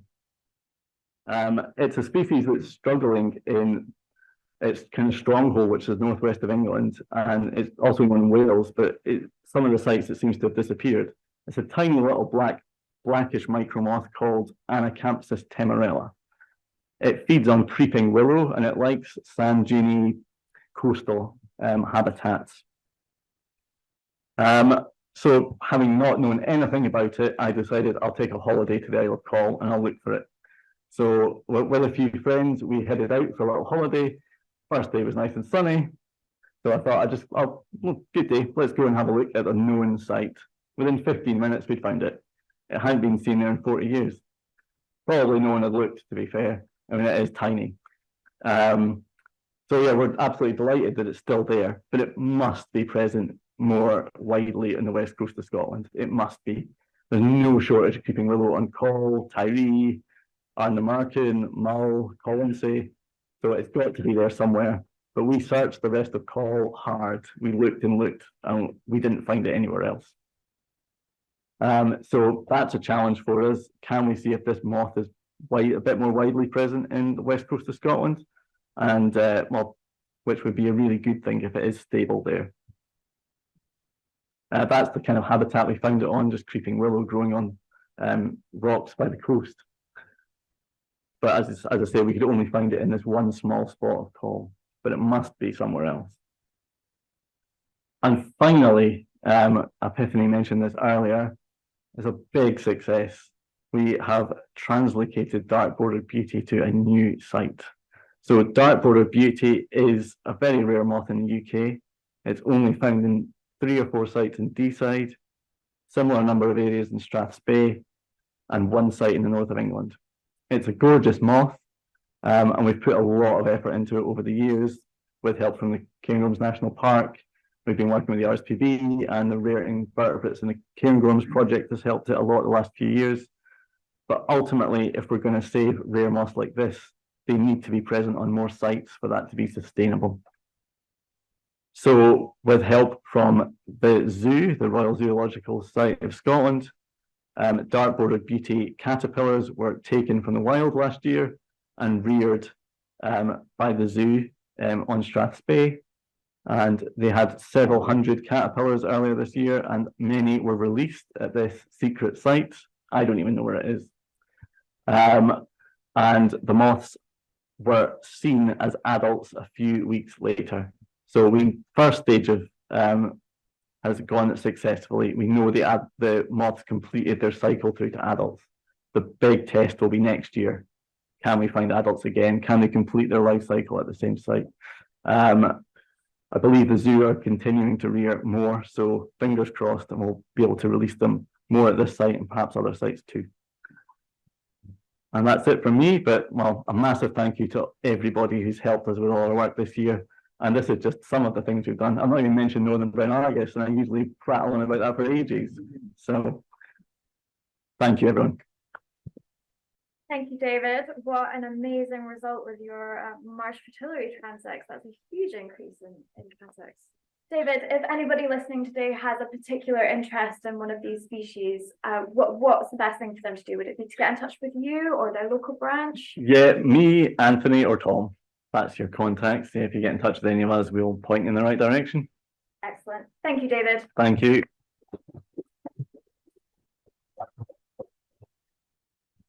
Okay, we're now on to our last talk in this session, and I know it's one that's going to be very popular. We have Moth Recorder extraordinaire, Nigel Voaden, here to give you a talk. Hey, hello everyone. Just dropped in from doing Perth Farmers Market with my partner. I'm only here for a few minutes, yeah, I was asked to do a talk, and I think I first came to Battleby about 5 years ago, and I sat up in the audience. I thought it'd be nice to talk to people about something at some point, which is odd because I don't really like public speaking. I find it quite terrifying, so not quite what I'm doing here today. But Anthony asked me to do something, gave me a couple of subject areas, and I thought I could just show you lots of pictures from my garden, where I think a few of you may know I've got a bit of reputation of getting a lot of moths. But I'll try and make it a little bit more useful to you and present some of my sort of tips and tricks for making the most out of mothing in your garden. But I put that in brackets because actually it really applies to anywhere where you might be out looking for moths. Right, so I started my mothing journey in slightly less than typical fashion. I was working in the Democratic Republic of Congo for several years, and as a birder, still a birder, although I don't get much chance these days. I kind of started looking at the moths as well, which came to the security lights around the camp, and ultimately that's what got me really into moths about 10, 12 years ago. And these are some of the moths that I used to have in my garden in Congo. It's a little bit different in the UK, but still very rewarding. So my garden, I live in Burnt Island, down on the north coast of the Firth of Forth. The map on the right, as you're looking at it, shows the location. It's coastal, which is great for picking up dispersive species. I think you tend to get slightly higher diversity overall when you're near the coast. It's not a particularly brilliant site for migrants. Places further east in Fife tend to do better from that perspective. It's a very warm location. Some people refer to it as the banana belt. Our temperatures are really controlled by the proximity to the sea. Very mild in winter. Frosts are really rare. We only get maybe 4 or 5 decent frosts a year. The garden itself is pretty average looking. We're on a suburban housing estate, 1970s, 1960s, 1970s, typical kind of build. Back garden's maybe 20 by 10 meters. That's the middle picture. Front garden's probably about half that size. But what it does, where it does benefit is what's over the back fence, effectively. So there's the location in Burnt Island. We sit at the bottom of a volcanic plug, which is the same as Arthur's Seat in Edinburgh, for instance.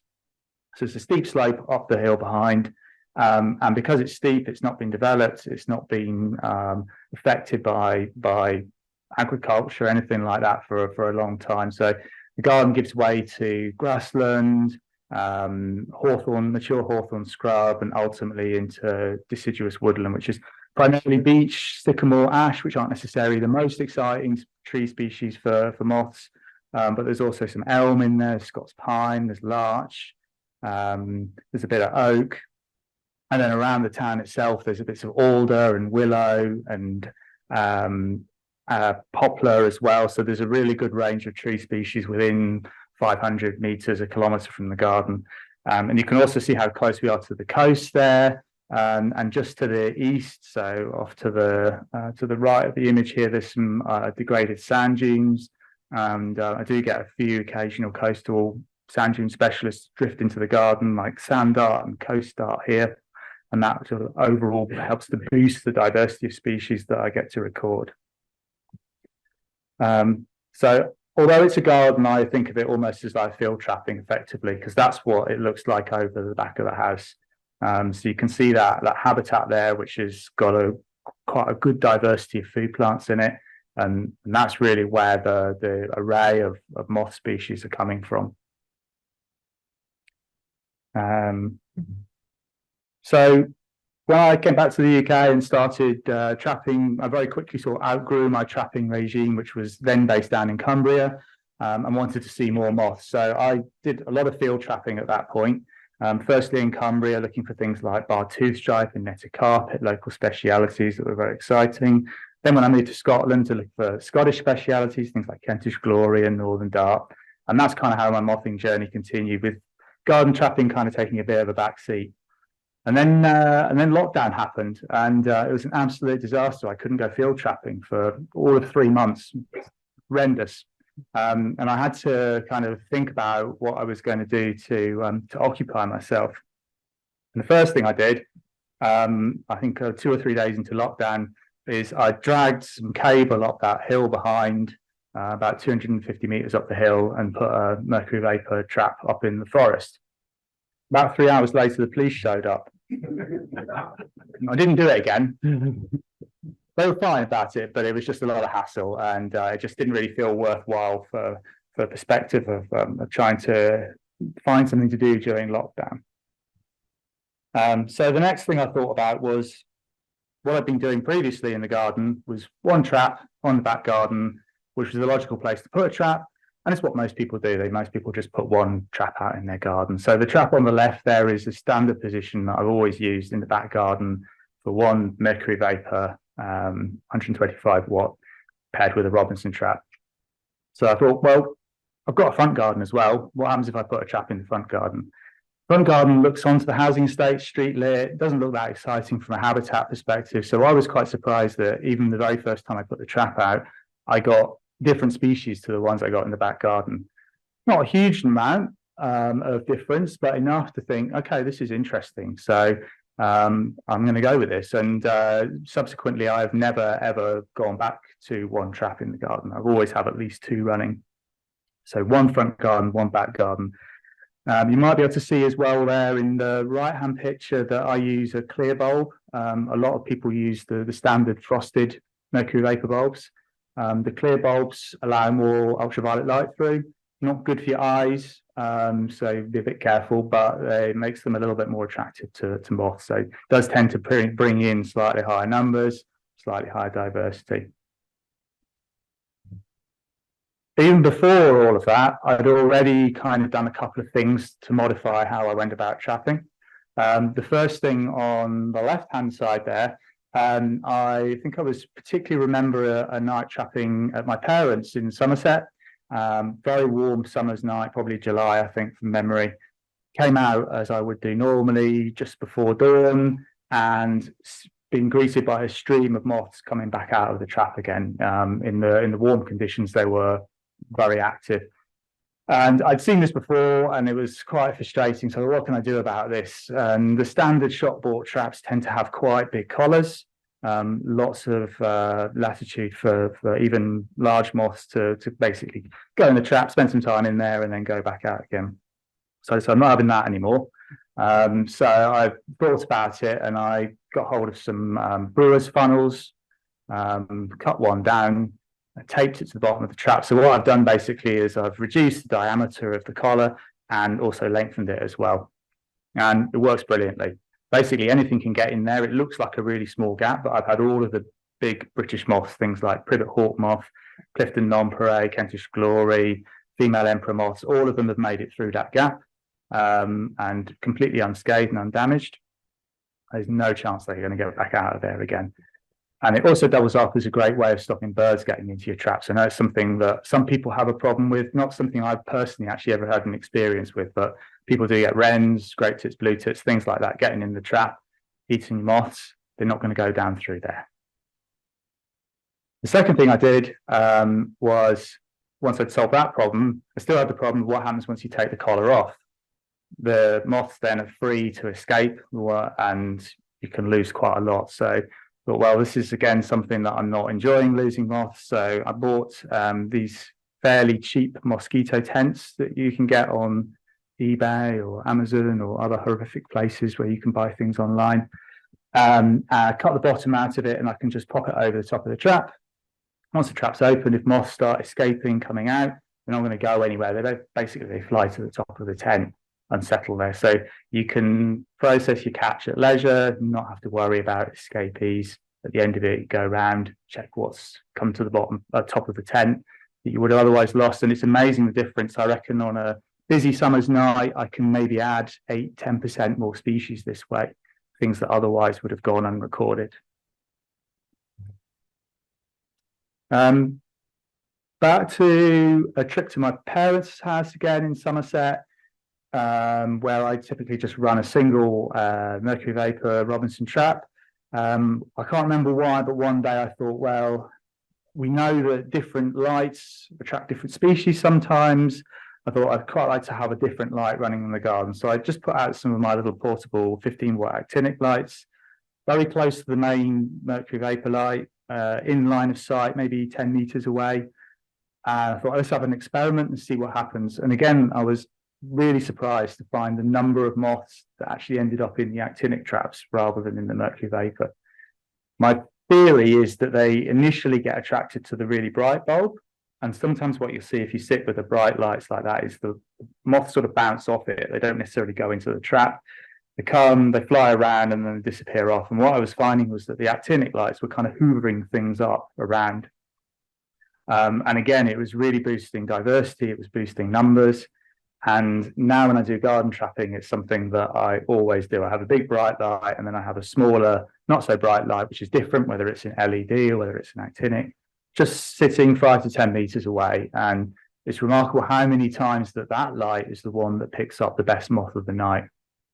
So this is one of the setups I've got in my garden at home. This is a German-made Lappet LED light. It's very expensive, but it is very effective. And I've paired it with an IKEA laundry basket because that's what you do. Cut some slits in the side of it, and I found this is the best way to use this bulb and get the maximum catch retention. This light, I put it in front of our white garage door, and it's brilliant. A lot of moths will come and sit on the door, and a lot of moths will also come and get inside the laundry basket or in the egg cartons around, even though this is only 5 meters away from mercury vapor bulb. So this is what a standard summer setup at my house looks like. The locations of the 2 big lights and the 2 smaller lights, the Lappet LED in front of the garage door, and at the top there on the upper patio, I put a 60-watt actinic light. And running the 4 lights has absolutely, definitely increased the number of species and the diversity of moths that I catch in the garden. So what else do I do? Get up early. If you don't get up early, things start to disperse, especially things that don't end up in the traps. So I usually like to make sure I'm up half an hour to an hour before dawn. That can be very early in the summer, which isn't for everyone's taste, but it definitely means that I get to record more moths. Check the weather forecast really carefully. I've got 4 different apps on my phone, and I'm comparing the weather forecasts and trying to pick the nights that look the best to trap, because you can't trap 7 nights a week. It's like, if for nothing else, it means that sleep deprivation just becomes ridiculous. So I try to pick and choose my nights carefully, trap maybe 2 to 3 times a week, and use the weather apps to help me with that. And I trap all year, don't stop at any time. If it looks good weather, then the traps go out, whether it's December the 25th, whether it's June the 21st. And that way you pick up some of the winter flying species like mottled umber, which will be out very soon now and will fly right through to early January. Pale brindle beauty, which will come out potentially as early as late November, but more normally you'll start to pick that up in January and February. Because I record macros and micros, you have to search quite diligently to find some of the micros, because some of them are tiny, like Etania discentaloa, probably about 2.5 millimeters long. The larvae feed on the samaras of sycamores, and they're incredibly hard to find, but fortunately the adults seem to be quite well attracted to light. And for a necticulid moth, which is the family that these live in or part of, they're relatively easy to identify as well.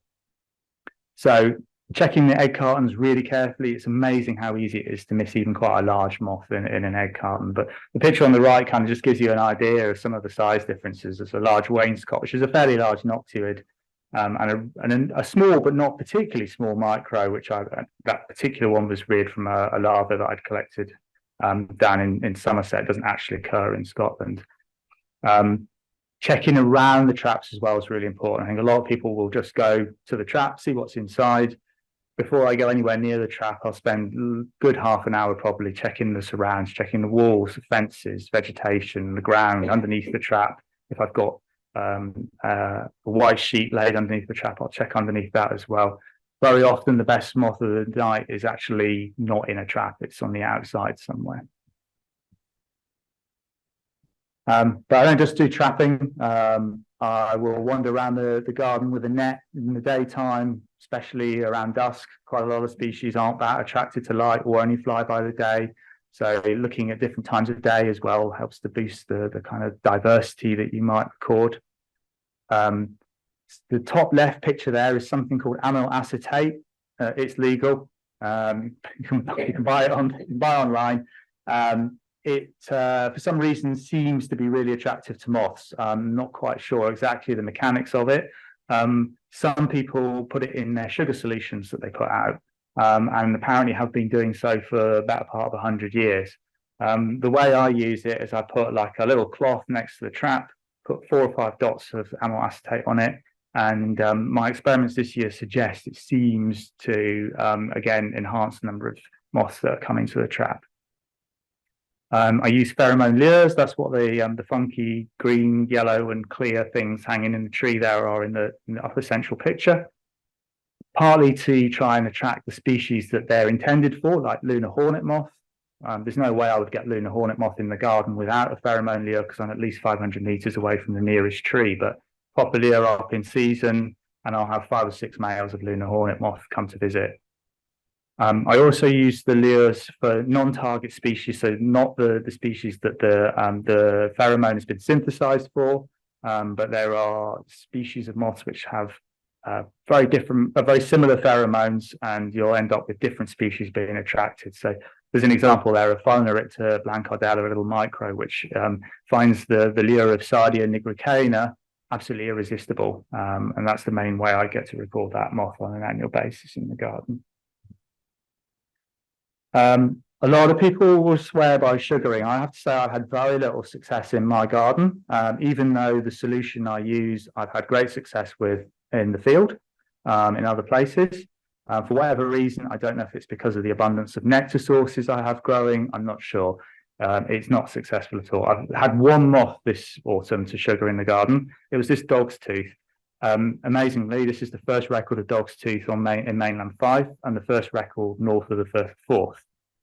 So it was worth doing just for that one moth because it was a new species for the garden and a range extension for this species as well. This isn't a standard way of recording moths, but I have had more success with the dog bowl than I've had with sugar this year. These are 2 moths that I fished out of the dog's bowl this year. Both of them were new for my garden, and Duponchelia fovealis was in fact a new species for Fife as well. It's an adventive micro which has been recorded in a few places in Scotland now and probably become more common over time. Graphilita internana is a micro that feeds on gorse, of which there's plenty over the back fence. And I suspected I'd seen one fluttering around in the garden the day previously, but failed to catch it. So I was very pleased to find one floating in the dog bowl the next day. Both moths were fine. They surface tension of the water. They hadn't got, they weren't drowned, released unharmed. It always pays to have a pot in your pocket because you never know when you're going to stumble across something, especially micros. All three of these here are quite rare species in Scotland. All of them were found in and around the house. Plodia interpunctella, I think I found on New Year's Day in the lounge. Acrolepia autumnatella. I first found one on the water butt outside. Subsequently, I found two more indoors. It feeds the larvae mine the leaves of woody nightshade, and I've got woody nightshade growing wild in the garden, and I find the larvae feeding on there in abundance, and yet I've still never caught one in a trap, even though one of the traps is probably about 3 meters away from the nearest food plant. So it just goes to show that trapping is not going to pick up the full diversity of species that occur in your garden. And the final moth there, Dryadorla pactolia, a really interesting moth. The larvae feed on a fungi which itself feeds on alcohol fumes. And this fungi normally grows in wine cellars and around distilleries. Now, I don't have a wine cellar or a distillery, sadly, but this year found one of these in the trap and subsequently two more indoors. So seems like there's a population around somewhere nearby, but where they're coming from, I'm not sure. I'm just going to move on to talk about some of the plants I grow to try and enhance the garden as well. Some of these were kind of there before I started. Some of them I've encouraged. Some of them I've planted myself, and some of them have found their own way in. But there's a big bank of white valerian in the front garden, which is fantastic for pollinators. Every year I'll get a few visits from hummingbird hawk moth. At this time of year, it's covered in red admirals.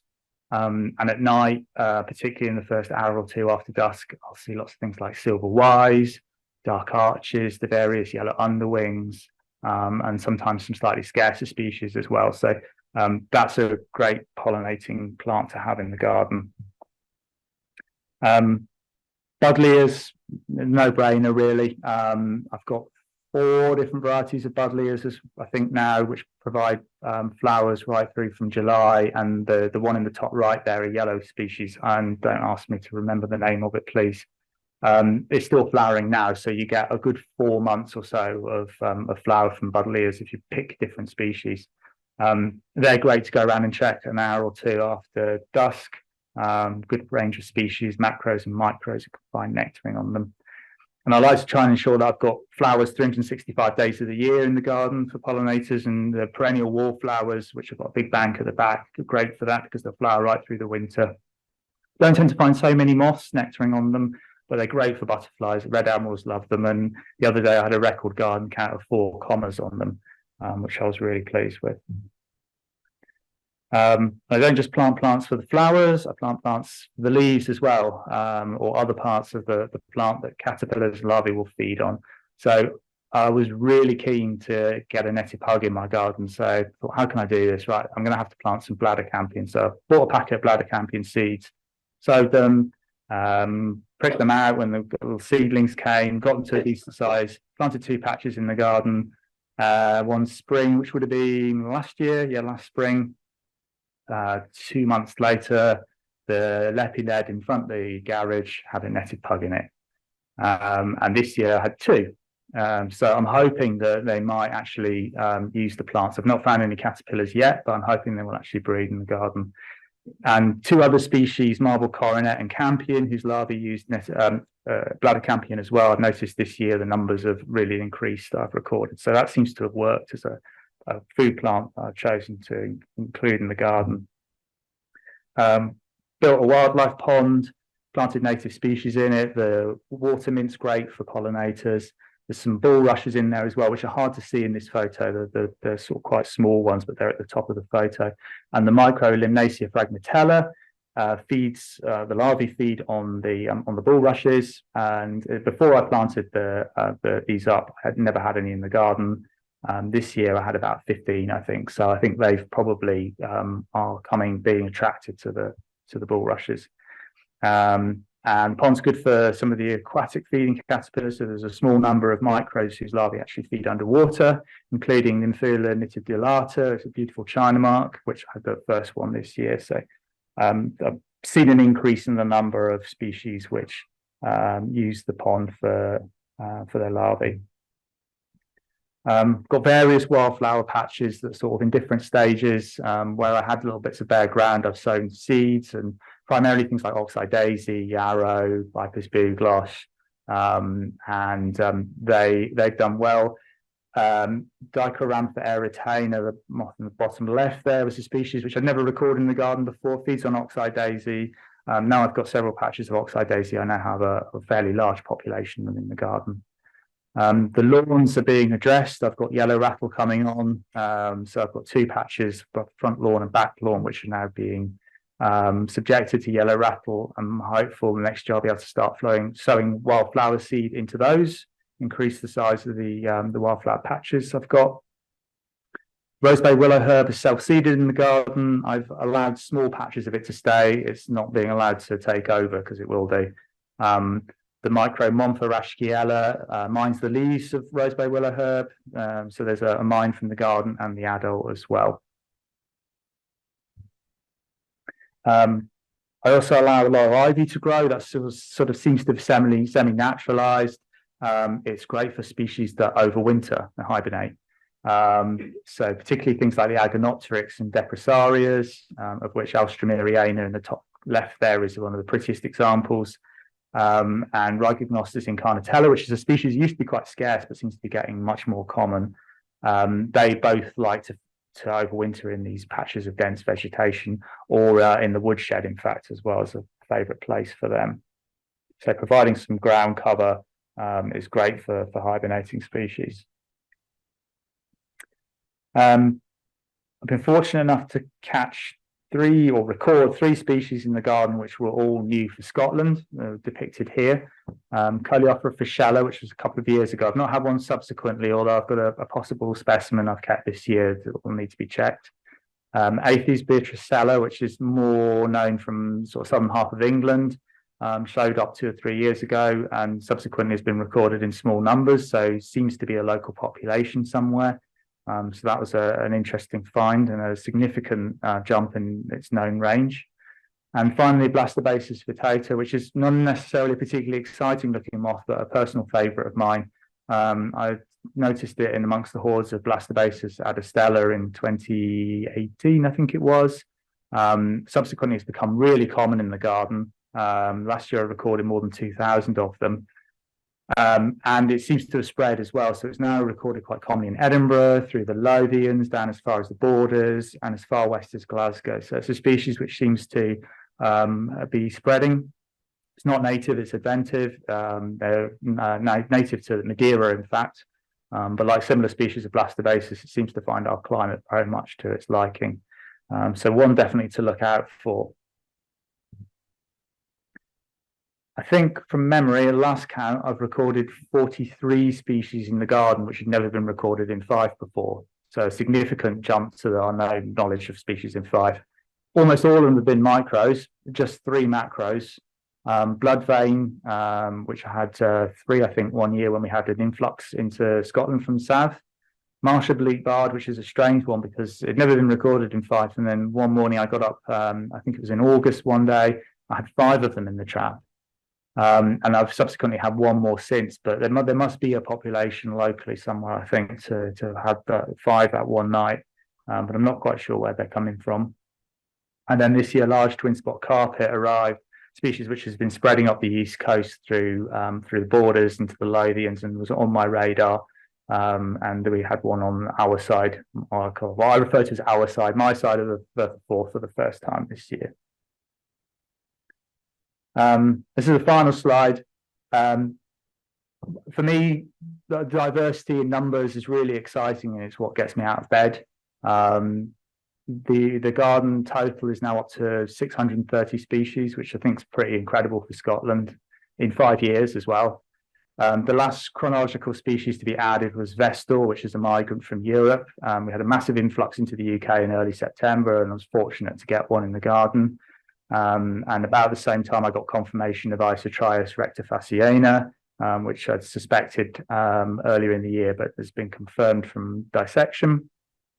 But more importantly than just the sort of the numbers and diversity is, as I build up a data set of species in the garden, is looking at the population dynamics and trying to see where species are doing well, where species aren't doing so well. And I just picked a couple of examples there. Gold spot, which is a species which when I first arrived, I'd get a small number every year, but I haven't seen one for 3 years. It seems to almost completely vanish from Fife. Seems to be outcompeted by Lemke's gold spot, which has become much more common.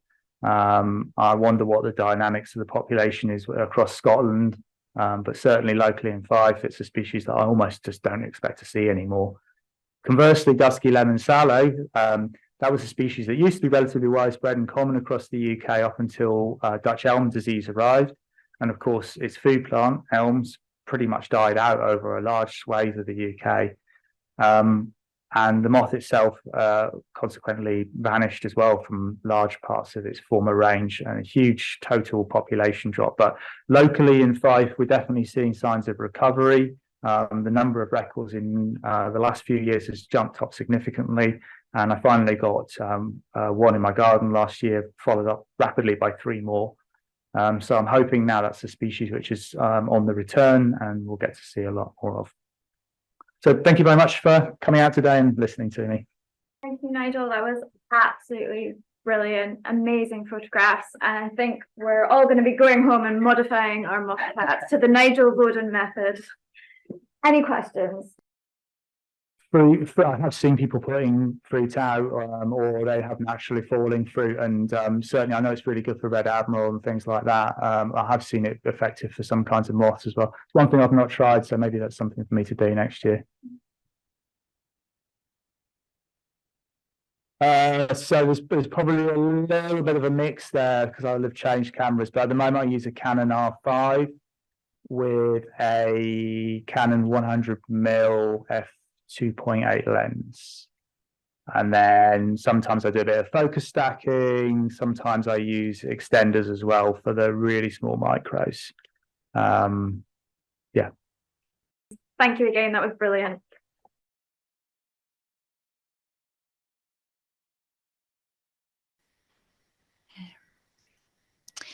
Well, thank you very much for having me here today. It's nice to be back. As a coleopterist, the first one of these meetings I came to, I think I felt like a bit of an outsider. Didn't really know that much about moths, but everybody here made me feel very welcome. And each year now, I feel like I love moths just a little bit more. So that's a lot of you in the audience are responsible for that. Thank you. I am here to talk about nurturing nature at our collection centre, the National Museum. And so let's kick this off. The slide's not progressing, so you can edit this bit for me, Anthony. So to touch on first, where is the collection centre and what is it? Well, the National Museum's Collection Centre houses the national collections, including our impressive collection of 2.5 million insect specimens. Now, I'm not here to talk to you about the collection today, but obviously I should highlight that we have a very good collection of moths and butterflies. So if anybody in the audience today is interested in finding out more about it, or perhaps booking in a visit with us, please do get in touch. We are here for you to make use of. So it would be great to hear from you.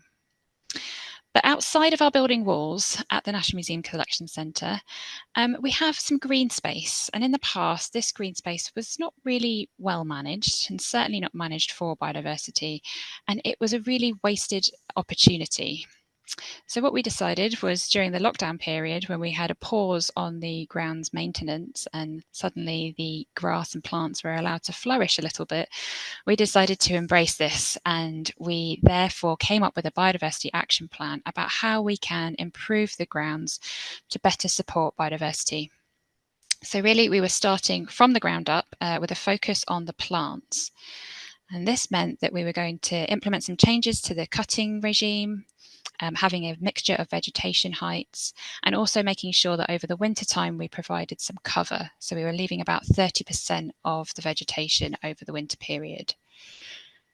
So what does this look like? Well, as I said, mixture of vegetation heights. what we have to do is make sure that we're compliant with security on site. So we do have a border around the entire perimeter of the site so that this can be patrolled and accessed easily. We also have to make sure that we are making sure that any sort of drain covers and access points are also nice and accessible too. We've put some signage up to make sure that visitors to the area and contractors are aware that certain spaces are being managed for biodiversity. And this also includes some notices to say that we have wildlife cameras in action too. So these are to capture some of our more elusive visitors, such as foxes that are visiting the site, but we don't retain any of the footage of people. As well as letting the grass grow and letting that natural diversity come through, because it had just been cut so short and really restricted, we needed to try and give it a helping hand. So we have added yellow rattle in a number of places along site. We added the first batch about 2.5 years ago, and then really we've just allowed it to naturally spread around. And it's been really nice to see it popping up in places all across the site now, being used by bumblebees. And it's really just given that bit more space to allow our diversity of plants to start flourishing. So you can see here we've got 3 different species of orchid. We've got the common spotted, broadleaved helleborn, and northern marsh. But we have a whole host of other wonderful plants too, lots of vetches, common knapweed, but most importantly, we've got those grass diversities as well. So that's going to be important for our butterfly caterpillars, moth caterpillars, to provide that nice balance. But it's been a bit tricky to manage those expectations because, as we know, a lot of the media is sort of presenting meadows and rewilding as these sort of pictorial flower meadows, and it's not really what we're going for if we want to support the different life stages. So as I mentioned, it's been a bit of a balancing act. That's because those of us in the natural sciences team were really keen to do what we could to enhance the site for biodiversity, but we've got lots of other things to consider as well. So firstly, we've got the collections. We've got a huge, wonderful collection full of very historic and valuable material. So we've got a lot of security that we need to have in order to protect those collections. We've got security cameras, so we can't have any vegetation sort of obscuring any of those trails and areas of the site that are used for walk rounds. We also have sort of, drains, electrical vents and things that we can't obscure either. So it's been a bit of a balancing act between our facilities team and the biologists to try and find this balance of what we can and can't do on site. But I think we've got there. It is a team effort, so I just want to take this opportunity to say a very big thank you to someone sitting in this room today. Dorothy, do you want to give us all a wave? Dorothy's been volunteering with us for, about 4 years now, and it has flown by because we have so much fun when Dorothy's around. We've got a wonderful team of volunteers at the museum, all very passionate and dedicated, and all bringing some different expertise to the table. And with Dorothy, her main interest is moths. So when we thought about considering doing some moth trapping on site, she was the person that I absolutely knew had to get involved with this. So we are deploying a couple of different methods to kind of survey the site over time. These will all be long-term monitoring methods. We do sort of ad hoc sweeping, hand collecting, general observations and taking photos along the way. But the main survey methods we've got at the moment are moth trapping, which we try to do as often as we can, but as we all know, it's weather dependent. And we have a malaise trap as well. So this is pretty much like a tent that will catch flying insects. And that's a really good, useful long-term way of surveying and monitoring those flying insects, which will all become voucher specimens in the collection. Now, we wanted to try and encourage as many people on site to get involved with this activity as possible. So we did set up an iRecord activity. You can see we've got 23 recorders so far. And this was really just to try and give the staff some ownership. So anybody can download the app. If they're out on their lunch break, out wandering around, they can take a photo of a butterfly or moth and then actually make that observation a useful record, which we all know is really important and feeds into all this wonderful conservation work that happens. So it's been nice to see some colleagues from other departments that have nothing to do with biology normally getting involved and participating in that. Now, as you can see, we haven't got that many species represented on here because I guess we've really been going for the low-hanging fruit. and we're yet to put all our moth trapping results on here. So watch this space. Sorry, Mark, you're going to be inundated at some point soon. But let's just give you a little flavour of some of the things that we have seen on site. Butterflies. So as I've mentioned, it's a ex-industrial site in the middle of Edinburgh, slightly near the coast. And I was quite surprised that we've had a number of really lovely butterflies with a total of 14 species. So not bad. Highlights for me, the small skipper, because we get this breeding in huge numbers, and they're really lovely, very territorial. And that is obviously being benefited by the huge amounts of Yorkshire foggrass that we've got growing on site. And then even more interesting for me was records of the wall brown. So we first spotted this in 2021, this really tatty individual here. And as we know, this is a butterfly that's spreading north along the coast. And this year, on the 5th of May, I saw this individual, a wall on a wall, lovely. But it just looked so fresh and so pristine. It had me wondering, has this emerged from somewhere really close nearby? So I've kind of got that wish, that desire that hopefully they are breeding very close to our site, if not on our grounds, which would be wonderful. Onto the moths. Obviously, we're fans of ragwort, as much of you probably are. So we've been documenting lots of cinnabar caterpillars recently, and this year we've had quite a decent number of adults as well. We've even had some to the moth traps. Narrow-bordered 5-spot burnet moths. Please correct me if I'm wrong. And they breed on site as well. We've often encountered their lovely papery cocoons. And then just some of the big, showy ones from the moth traps. We are recording the micros. I'm glad that Nigel's left the room, but we're including the micros, but I'm just no good at taking photos of them. So unfortunately, just the ones that I've got for you today: garden tiger, the lovely ghost moth, green silver lines, pepper moth, and of course, our favourite for putting on faces, poplar hog moth. And two of these, I picked the buff archers just because it's been my favourite. Been a bit disappointed that we haven't seen one this year. But the first ones that we found, I just absolutely fell in love with that individual. And then more interestingly, we had a discovery of a lunar hornet moth this year. So Dorothy found this during the daytime, in one of her surveys around site. And then when Katty came to visit us just last week, she noticed that we might have exit holes on one of our trees. So very exciting that might be breeding on site too. And a nice showstopper here, a large emerald. So I just wanted to mention that, none of this would be possible without the influences of certain other activities happening at other sites. So I definitely took a lot of inspiration on what we could do here from Anthony. Anthony was really helpful in guiding us in terms of what planting we could maybe do, and also came to conduct a couple of butterfly surveys with us. So that was really, really great. At the moment, we have introduced the yellow rattle, but we've also had an opportunity where we had some grounds maintenance done, so some overturned earth, and we did plant a lowland Scottish mix in there. But other than that, all the plant diversity that we're getting is just what was there in the seed bank already. And it's taken me the best part of 2 years to get the plant list up to 100 species. And that's because I was not a botanist, and I was completely self-taught. But it's been a really good grounding in that for me. But really, the best bit is when we have the other experts come to the grounds. So we've been really lucky to have Bug Life come and visit, as I said, Anthony McCluskey, and more recently a team of botanists who put me to shame. So when I invited Edinburgh Natural History Society to come, and a lovely group of botanists came along, what took me 2.5 years to create of that list of 100 species, they managed to generate a list of 128 in one afternoon.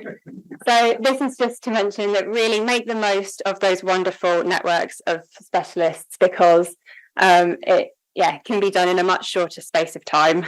Though I wouldn't have learned all the stuff that I had learned if I'd gone that route. So we are carrying on with this monitoring year to year, hopefully to see the changes over time. Ideally, what we would have done is done a full baseline survey before we implemented any of the changes, but we just wanted to get stuck in, get some seeds in the ground and get going really. But we have now recruited a couple of biodiversity survey volunteers. So these are designated volunteers for the project. So they'll be dealing with things like our camera traps, doing pollinator fit counts, and also helping us tend to the Malaise trap. And then hopefully we're also going to be able to do a lot more with the grounds now that we've kind of got it up and running, a little bit more established, and there's a lot more biodiversity for people to see. So being at the collection centre, we sometimes offer identification workshops. So this now is a wonderful space for us to be able to use after an identification workshop or in tandem with one. I'd also really like to be able to offer community moth trapping events, more events for schools. And then these changes that we've made here at the collection centre are being implemented across the other sites, because National Museum of Scotland has a number of different sites. We have the Museum of Flight over in East Lothian, the Museum of Rural Life. And so some of these changes are being implemented across the other sites there. What we don't have is the capacity for recording. So I know some of you have reached out before saying that you're near to some of these locations and you might be willing to do transects, but yeah, if any of you are near some of our other sites, then please do get in touch with us, because we can't be running around in between them all ourselves, unfortunately. One really great thing that's happened is that we are working really closely with our neighbours at the National Galleries. So they have one building on our site, which you can see in the top right here. And what we're doing is we're having staff work parties. So to eliminate the use of herbicides on the grounds, we are manually pulling up any of the unwanted flowers and plants. I refuse to call them weeds. And so that's one of the nice sort of team bonding parts of this work that we're doing, is we get together, hand pull some plants, and can also discuss some of the exciting finds that we've had on site. And it's just really bringing together a much better sense of community. And then, of course, this winter, we really need to catch up on our identification and recording backlog. So, as I said, we'll have lots more of our records available for verification on iRecord soon. To promote this, I obviously use social media. You can look at some of our records and some of these descriptions of some of the species that we found at hashtag NMCC biodiversity. And if you don't put moths on your face, why not? Because I think it's a really great way of showing people how wonderful and gentle moths are, and that there isn't really anything to be afraid of. I've really whistled through this very quick, but again, I just want to say a huge thank you to Anthony for all the inspiration and support with this project. Thank you to all of those of you that have visited and participated in surveys. It is an ongoing project, so there's going to be lots of scope for more sort of recording days and things in the future. But really what we hope this will do is just show others what can be done with a really meagre sort of, unappealing stretch of land. You can make differences at your own workplaces, universities, and within your local areas by having these conversations, making suggestions, and just letting things grow. So thanks very much, and thank you again to Dorothy for all the enthusiasm and for sharing those moth trap mornings with me. Thank you, Ashleigh. That was really inspiring, setting an excellent example. I mean, it's great that you've managed to balance having a functional, safe building with having amazing biodiversity. So good work. Yeah, so the National Museum's Collection Centre, it's in the north of Edinburgh in Granton, and it is accessible to those who want to come visit. So if you want to come see the entomology collection, or if you're interested in seeing the grounds or helping with the survey, you just need to contact me and book in for a visit. Good question. Yes, we have common pipistrelles. As well as the camera trapping, we are now doing audio recordings as well. So we have one of those fancy recorders that's logging birds and bats. So yes, if we get anything other than common pipistrelles, we will let people know. So we've shared some of this through the blog, the National Museum of Scotland blog, and also through social media. But we hope to have a bit more of a landing page on the website in the future too. Okay, so hopefully some of you had a chance to chat with our next speaker, Katty, during the lunch break, as well as writing lovely books about moths. She's also been working with them as well. So I think she's here today to talk about pine tree lappet moth. Yeah, a bit of a change from my normal fare at these meetings. I'm going to talk about something that isn't really my personal project at all. So I'm working at Forest Research at the moment, and I'm going to talk to you about some of the work that they've been doing in the last 10, 15 years, trying to understand the status of the pine tree lappet moth in Scotland. And very sadly for me, I came a little bit late to the party. So as I say, I've only just started working there. This project is just starting to wind down. So although I'm standing here going to tell you all about everything that's been done, I haven't done any of it. And a big shout out, I acknowledge some people at the end, but a particular shout out to Katie Dainton, who I'm covering her maternity leave. And I'm sure she would have been really willing to come and stand here and tell you all about a project she's been involved in and do a much better job than me. Maybe you can ask her back. Okay, so let's meet the moth, the pine tree lappet, Dendrolemus pini, or peni, don't know. It's a big and beautiful moth. So this is a male sitting on my finger. So it's big, lovely, lovely moth. The females are even bigger than that, big, sort of chunky. It's a moth. It's widespread across Europe. This map I've just lifted from GBIF, so there's a few dodgy dots on there which you need to ignore, particularly the one in Liverpool. But basically it's widespread across Europe, all the way over through to Russia. And then as you go further east, there's other Dendrolemus species that take over. Looking at the UK, ignoring Liverpool, so there's a dot up there in Scotland, which is what I'm going to talk about today. But you can see there's also a line of dots along the south coast. And there have been a few, not many, but over the last century or so, a handful of records of moths turning up along the south coast and also in the Channel Islands. And these are male moths that are wandering, vagrants, seeking new pastures. This is the caterpillar, just as beautiful as the adults, big, hairy, beautiful caterpillars.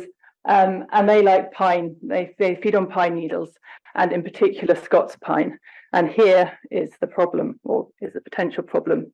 In some parts of the range, they are a defoliating pest, a severe pest of pine forestry.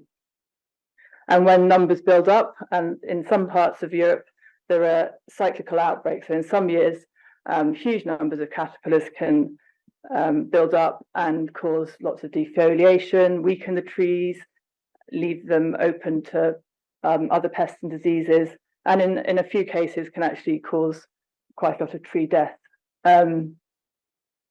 Outbreaks have been linked to hot, dry periods of weather and plantations that are on sandy soils. Big monocultures of pine on sandy soils are particularly vulnerable. There is some indication that some of these cyclical outbreaks are becoming more frequent in some places, but it's also worth noting that across most of its European range, this moth lives quite happily at reasonably low densities without causing any problems at all. So I think it's parts of Poland, Ukraine, central Germany that have most of the problems. Just quickly whiz through its life cycle. So if we start with the eggs on the top left, so a female lays around 200 eggs. They're white in this picture, but they soon turn a sort of browny colour. They're laid on mostly on the needles, but also on the bark and branches. Caterpillars hatch out a few weeks later and get straight to work on the pine needles. Some do balloon and can do a bit of dispersing that way. I don't think much is known about how far they'll travel. So the caterpillars carry on eating during the summer, and then come autumn, they head down, crawl all the way down the tree and go and bury themselves in the soil or the litter layer, and they overwinter there. Then the next spring, up they come again, crawl all the way up the tree and get to work on the pine needles again. And then in most of Europe, that summer they will pupate and turn into adults. But in the more northern latitudes, including in Scotland, the caterpillars, after that first summer of feeding, they'll head back down and have a second winter, overwintering in the ground, and then crawl up again and do a little bit more feeding and then pupate. So in Scotland, its pupation takes place in May or June, and the adults then come out, and our sort of peak flight period is late June, early July usually. So the adults are short-lived, they don't feed, and the males are much more mobile than the females, as I sort of indicated at the beginning. The females, particularly when they're full of eggs, don't disperse very far at all. So what about the arrival in Scotland? Wow. It wasn't known at all in Scotland until 2004 when somebody caught one in their garden light trap just outside Inverness. Now that must have been quite exciting to see that in your light trap. At that time, it was a sort of period of migrant activity. I think there was also a pine tree lappet courting Guernsey or somewhere in the Channel Islands that same night. And so it was just passed off as a possible migrant coming in. And that's the location. And then a few years later, some more were caught, this time in Kiltality, you pronounce it like that, a little bit further west. And then in 2008, even more recorded in that area, and there started to be a bit of targeted searching. And then in 2009, breeding was confirmed again in that same area with some caterpillars and a pupa. So this started to cause a little bit of alarm amongst the forestry industry, because here was this moth that had never been seen before in Scotland. Suddenly here it was. It's known to be a pest in some parts of its range. If it's new to an area, could it then cause problems to our forestry? And not only the commercial pine plantations, but also to our native Caledonian pines. So Forest Research set about a sort of program of research, which has been going on ever since, really, until I start working for them, and then they start to stop it. And I'm going to talk about what am I going to talk about? Okay, so the concern was it a recent introduction, or could it just have been an overlooked native? I mean, as we know, there's pockets of moths that live only in one place, particularly in Scotland. There's not a huge number of people out there looking. It's a big moth, but if it's very localized, perhaps it could have been overlooked. But yeah, importantly, was it a threat? So just one more date for where that last star has appeared. In 2014, it was found in Glenstrathfarra. So this is a remnant of native Caledonian pine forest. It wasn't looked for in this site until 2014, and given the numbers that are actually here, it's likely that it was always there. So it's not a case of the moth having moved west in that time sequence, but interesting that it is in native and not just commercial pine forestry. So finding out more. So since that sort of 2008, 2009, there's been a program of field monitoring, which I'm going to talk about in a minute. There's been some work on the genetics of the moth in Scotland and across Europe to try and work out, can we find exactly where our moths originated from?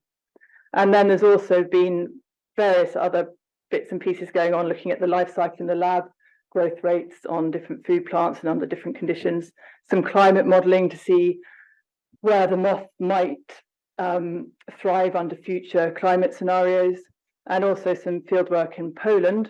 They've got lots of moths in Poland, so it's much easier to do fieldwork on them. We don't have very many here. Right, pheromone trapping. So I've been searching through all the archives on the computers at work, looking for nice photographs. This is a part of a video, a still from a video, and it just shows a moth flapping around a pheromone trap. I quite liked it. Apparently they also saw bats. I don't know how big the bats are in Poland, but a bat coming in and swooping and taking the moths. So pheromone trapping, that's what the pheromone trap looks like in daylight. So it's a plastic trap with a bung, that grey thing in the middle, there's a bung infused with artificial mimic of a female sex pheromone. The male moths come in, get caught, and the traps are serviced every week, and the moths counted. It's a really good way to detect if a moth is in an area. It can detect moths at quite low densities. So a good way to monitor which forests have the moth. And then if you use the traps in the same forest each year, it's a good, they're out for the whole of the flight season. So it can give us a good indication of whether numbers are increasing or decreasing or staying the same. This map just shows the sort of, it's just from 2020, so it's slightly different each year, but this really just illustrates that as well as the sort of core, that red squiggly line is where we know the moth is and is breeding. But all these other dots are where traps have been set, just to show that it covers a broad area of this part of Scotland, well, the whole of the northeast of Scotland, really, just to make sure, or just to check if the moth is in any other pine woodland. So here we have some results. So I've just got 2010 to 2016 here. We do have more data, but it's still being analysed, but it basically shows the same thing. So if you look, we've got years along the bottom, average adults per trap. There's various different ways to interpret this. It depends how many traps you're averaging your adults from. But anyway, the take-home message here is that we have very few moths. So it's on average 1/10 of a moth per trap, pretty much. And just to put that in context with Poland, where they do have big problems with this moth, in the years when, so they have to control the moths in some years, but they're looking at 70 to 90 moths per trap before they start panicking and wanting to take action. So we're way, however you measure our moths, we're way, way below that threshold. So another way to record adults is light trapping. This is just very much a snapshot of the night that you put your light trap out.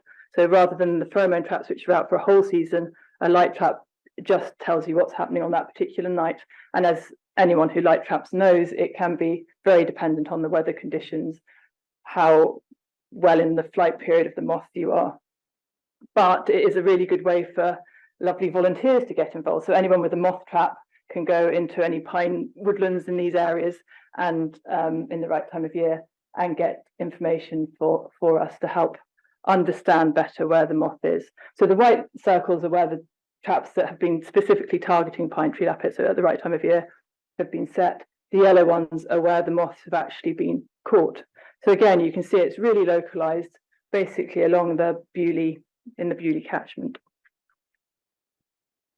Since 2016, so after the moth was found in Glen Strathfarrar, the light trapping effort sort of moved away from a more widespread effort just to this glen, and there's a transect of traps is set up.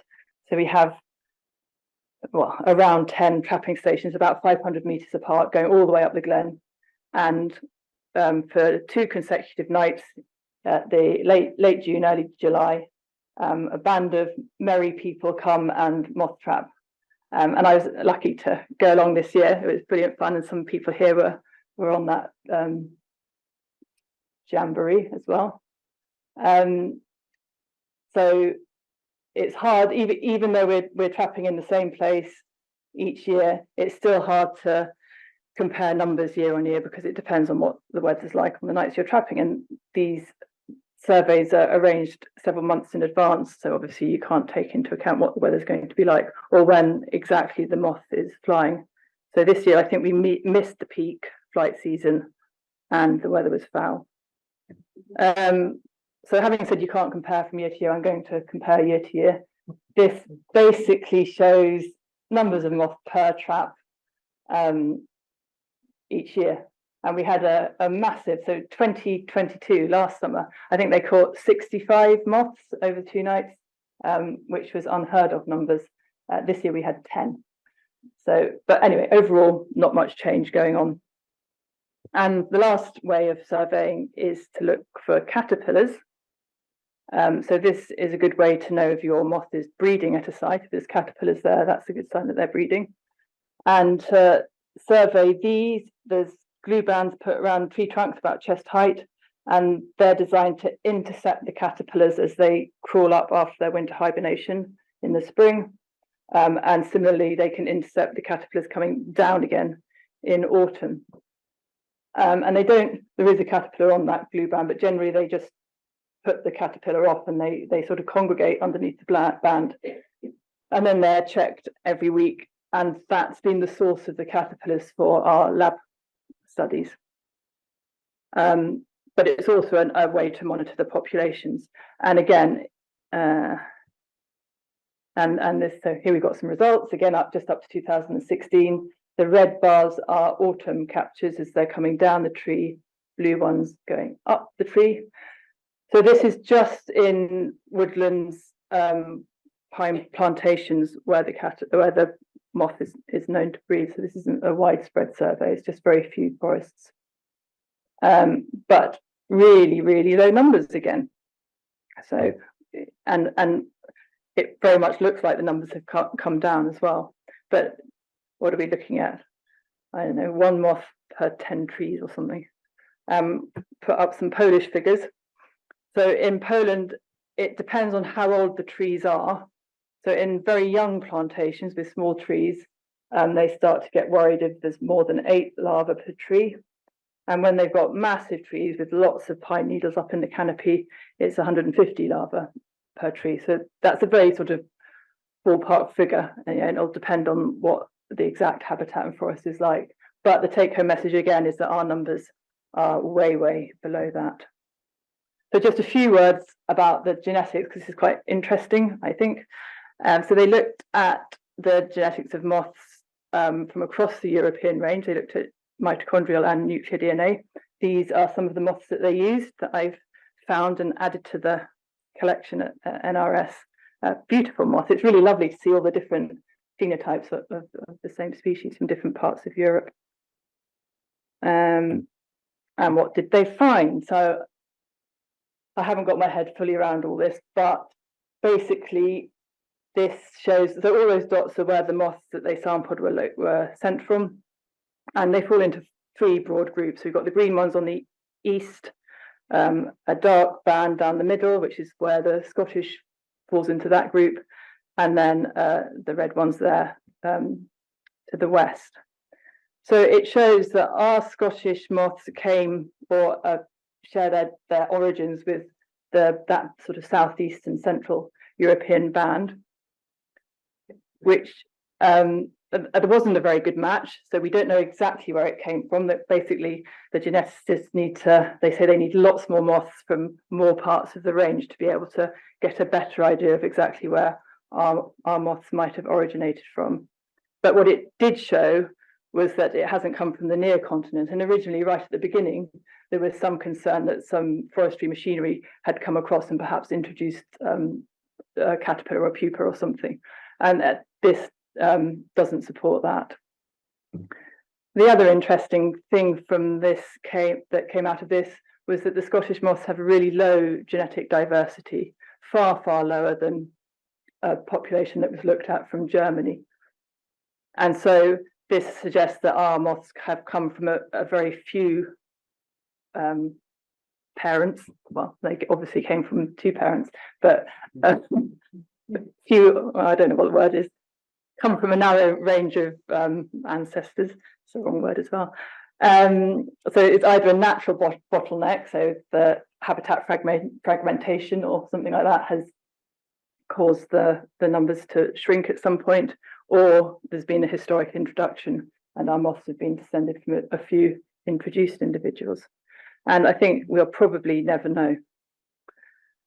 So what next? Well, the annual monitoring is going to continue, but at a much lower level. So I think it's just going to be pheromone traps, which will continue to be set on a rotational basis, just so we get on a sort of 3-year program, just to make sure that the moth isn't spreading anywhere, to keep the tabs on the numbers. There's the warmer summers that are predicted by climate warming could promote larval development. It's very likely that the caterpillars will grow bigger and faster under warmer temperatures.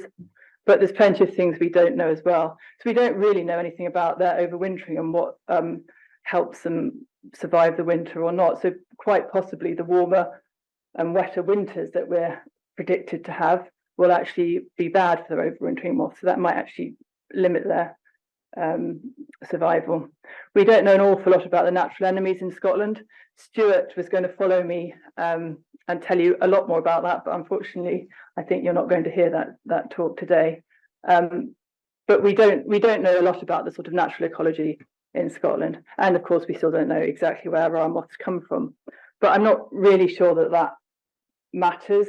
I think that the question really is this moth a problem? You know, is it a potential pest problem, or is it just a friendly part of our moth fauna?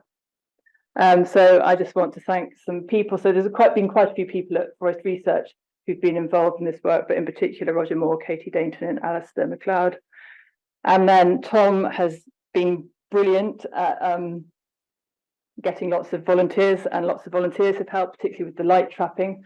So thank you to all of them. Certainly the Glen Strathara transects couldn't have been done without the support of butterfly conservation. And the work's been funded by Scottish Forestry. And these are my colleagues who I introduced to light trapping this summer. Thank you. Thank you, Katty. That was really interesting, something a bit different from you. So is there still opportunity for volunteers to get involved with this project if it's winding down? So it's winding down at Forest Research. The funding's going right down, because it clearly isn't at the moment anyway. It isn't a threat to forestry. I think, with my not forestry hat but my moth other hat on, I think if anyone wants to go light trapping in pine forest in this area and see what they can find, yeah, it's always good to have more data. So do keep your eyes out. If you're on holiday in these areas, go and stick a moth trap in a local pine plantation. You never know what you might find. Might be all sorts of things, because people don't tend to look in these sort of commercial pine forests, particularly when you're up there. You want to go to your native Caledonian forest. But, Hello everyone, my name's Stuart Bence. I am one of the co-chairs of Glasgow's Southwest branch. Many of you all know me in butterfly conservation, and I also did my PhD with butterfly conservation and other on the pine tree lappet moth, and mostly the parasitoids of the pine tree lappet moth, and that's what I'm going to talk about today.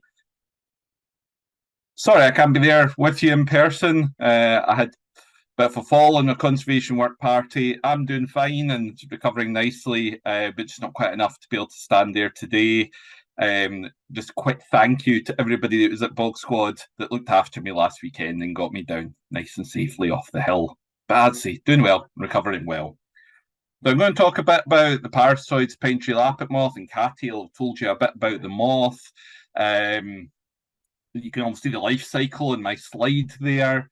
And basically it's a big moth, and it can eat a lot of pine needles, as you can see from that nice big caterpillar there. Unfortunately, because of our forests and our forest structures, we have simplified them so much, and the same across Europe. We've made monoculture plantations, and particularly we've lowered the diversity of the understory, and that basically doesn't support the enemies of things like pine tree lappet moth. Now, the moth can lay up to 300 eggs because it knows that most of its young are going to get eaten, but they now don't get eaten. Climate change helps them develop faster, helps them survive better, and unfortunately that's where they can become a pest, a forest pest. Now, they cause a lot of damage to trees, and they can even kill the trees when they get very bad. And actually, it's not good for the moth, because the moth dies out as well. And a lot of the current solutions are to use pesticide to fell trees that have them. Very destructive, a lot of other consequences. So my PhD was to find a better way, a biological control. And we said, let's have a look at parasitoids. We looked at a few other things, but we settled on parasitoids. So what do I mean about parasitoids? Well, the ones I'm looking at are flies and wasps. What really attracted me to them? Well, yeah, there was quite a lot of evidence in the literature, but the main thing was this little kind of image you see here. It was a plate from an old book about 1900s. I actually couldn't find the book, and I couldn't find the text, but what always got me is, why did the illustrator draw a parasitoid wasp and a parasitoid fly in a moth book? And I thought, must be important. There must be something, there must be a really strong link. And then I found this one. And again, it also has some nice big caterpillar hunting beetles, probably Calsoma sycophanta, this one of the European caterpillar hunting beetles, and its larva. But you can also see here, there's lots of little wasps, and this is all the little wasp pupae in the caterpillar. And then we've got another wasp down here, and that wasp you see there, and the big one in another image, is probably this one, the Isoropus one. And this is a common parasite, the drinker moth in the UK, including in Scotland. And it can parasite 5 to 80% of pine tree lappet moth. And if you just look at some of these other figures on here, what you see is where there's been past pine tree lappet moth outbreaks, they've been quite quickly brought in under control under some situations by the parasitoids. And I always find this one quite interesting. Chernobyl, after the disaster at Chernobyl, they had an outbreak of pine tree lappet moth. And one of the most common parasitoid flies of pine tree lappet moth is very vulnerable to radiation. So because of the radiation, it could not be found in the forest. And in this paper here, they reckon that's why there was an outbreak, which I think was a fascinating point to maybe how important these parasitoids are with regulating everything and being beneficial insects. So just to show you, there's a range of what we now know to be pine tree lappet moth parasitoids that someday, somewhere in literature, one day, has suggested. Some of them might be wrong. We've got a few that are what they call hyperparasitoids, and think Russian nesting dolls, one inside of another. So parasitoids will quite often go to a caterpillar as a parasitoid larva in it, a wasp larvae, and then it'll lay another egg inside that wasp larvae. So you now have a wasp inside a caterpillar, and you can have a wasp inside a wasp inside a wasp inside a caterpillar. And people will see a wasp emerge. They'll assume that that was the wasp that attacked the caterpillar, but actually it's the wasp that attacked the wasp that was in the caterpillar. So it starts to get kind of confusing, and for biological control, we really need to know the one that's attacking the caterpillar, not the one that's attacking the things that help to control the caterpillar. So you can see how it gets confusing. Some are really small, tiny. There's one on the wasp moth egg. And then we've got another one here. This is like the big orphan wasps that many of you will see in your moth traps. The flies, at least they look a bit more uniform, but that means its own difficulties of identification. The wasps come in so many varieties, it's hard to tell them apart and get to the right one. These ones look so similar, it's hard to tell them apart. And they feed on all sorts of varieties of things, and actually their environment is really important for all of these. Both sets need sugar, nectar, alternative hosts, a host being the thing they lay their eggs in, that being a caterpillar or an egg or a pupae of a moth or even another insect. Some will only go for one species, they're specialist. Some will go for hundreds of species, especially the flies tend to go for lots of different species.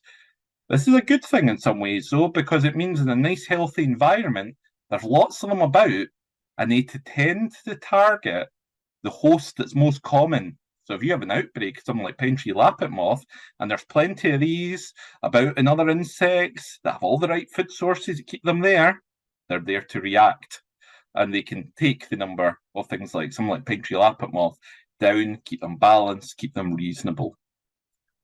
But we had to actually collect and identify them, and identifying them was going to be difficult. So a wee bit there about how we collected them. We largely used these malaise traps, but we also used light traps, and these were so much more efficient. We found, digging through the literature, that a lot of these parasitoids actually like coming to light. So many of you have been nodding, so have been out and helped me trap, not only to work out the range of pine tree lappet moth, but also to catch all the parasitoids. We then take a wee bit of the parasitoid, usually a wee bit of leg, grind it up, take the DNA out, and then we use this machine, a PCR machine or a polymerase chain reaction machine, and basically DNA photocopier. And there's lots of elements, including like biological robots we call primers, that basically help put the DNA together. And we're only looking for what we call a DNA barcode. This is a wee section of DNA that looks a bit like a barcode. In fact, I can show you one here. And here is the barcode. And here we've got 3 specimens you can see. They're actually all a species of parasitoid wasp. They're actually all the same species. Some of the female ones are wingless in this species. And you can see, if we look at the 3 sets of barcodes, they look very similar. So that's how we know they're the same species. And when we say a code, we're meaning the DNA code. So the DNA code is made up of 4 chemicals. One of the chemicals starts with A, 1 T, C, and G. So it's just showing the codes of A, T's, C's, and G's. So I'll just go back to that slide. And basically what we do is we mark all those A, T's, C's, and G's with a bit of fluorescent dye, and then we put it through a DNA sequencer. And it basically just reads the code. It reads how many T's, C's, and G's, and in what order they appear. And that tells us, that gives us DNA code. And then there's online websites where museums and collections that have vouchered specimens, have been identified by experts. They've got the DNA barcode. The only problem with that is if you think, okay, you've got a specimen, you get the DNA code, and it matches one, but it only matches one barcode that's come from one specimen that's been verified by one person, there's still a chance it could be misidentified. So this is why you really want it to match maybe 20 specimens that come from 20 different collections that have been vouchered by 20 different people, because then you could say that was probably done accurately. It's unlike if all 20 have made a mistake. So people say DNA replaces taxonomy. It doesn't. DNA only works with good taxonomist input at the other end, and it needs that to be able to work. Definitely not a replacement. So part of what we had to do is we constructed a database. There was only a list of 12 pine tree lappet parasitoids.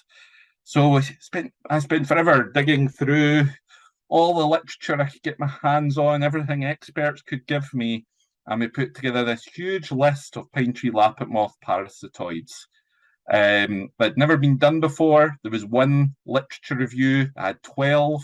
We came up for 120 for just pine tree lappet, but we also did it for all its related Dendrolimus species, like this one, Dendrolimus sibiricus.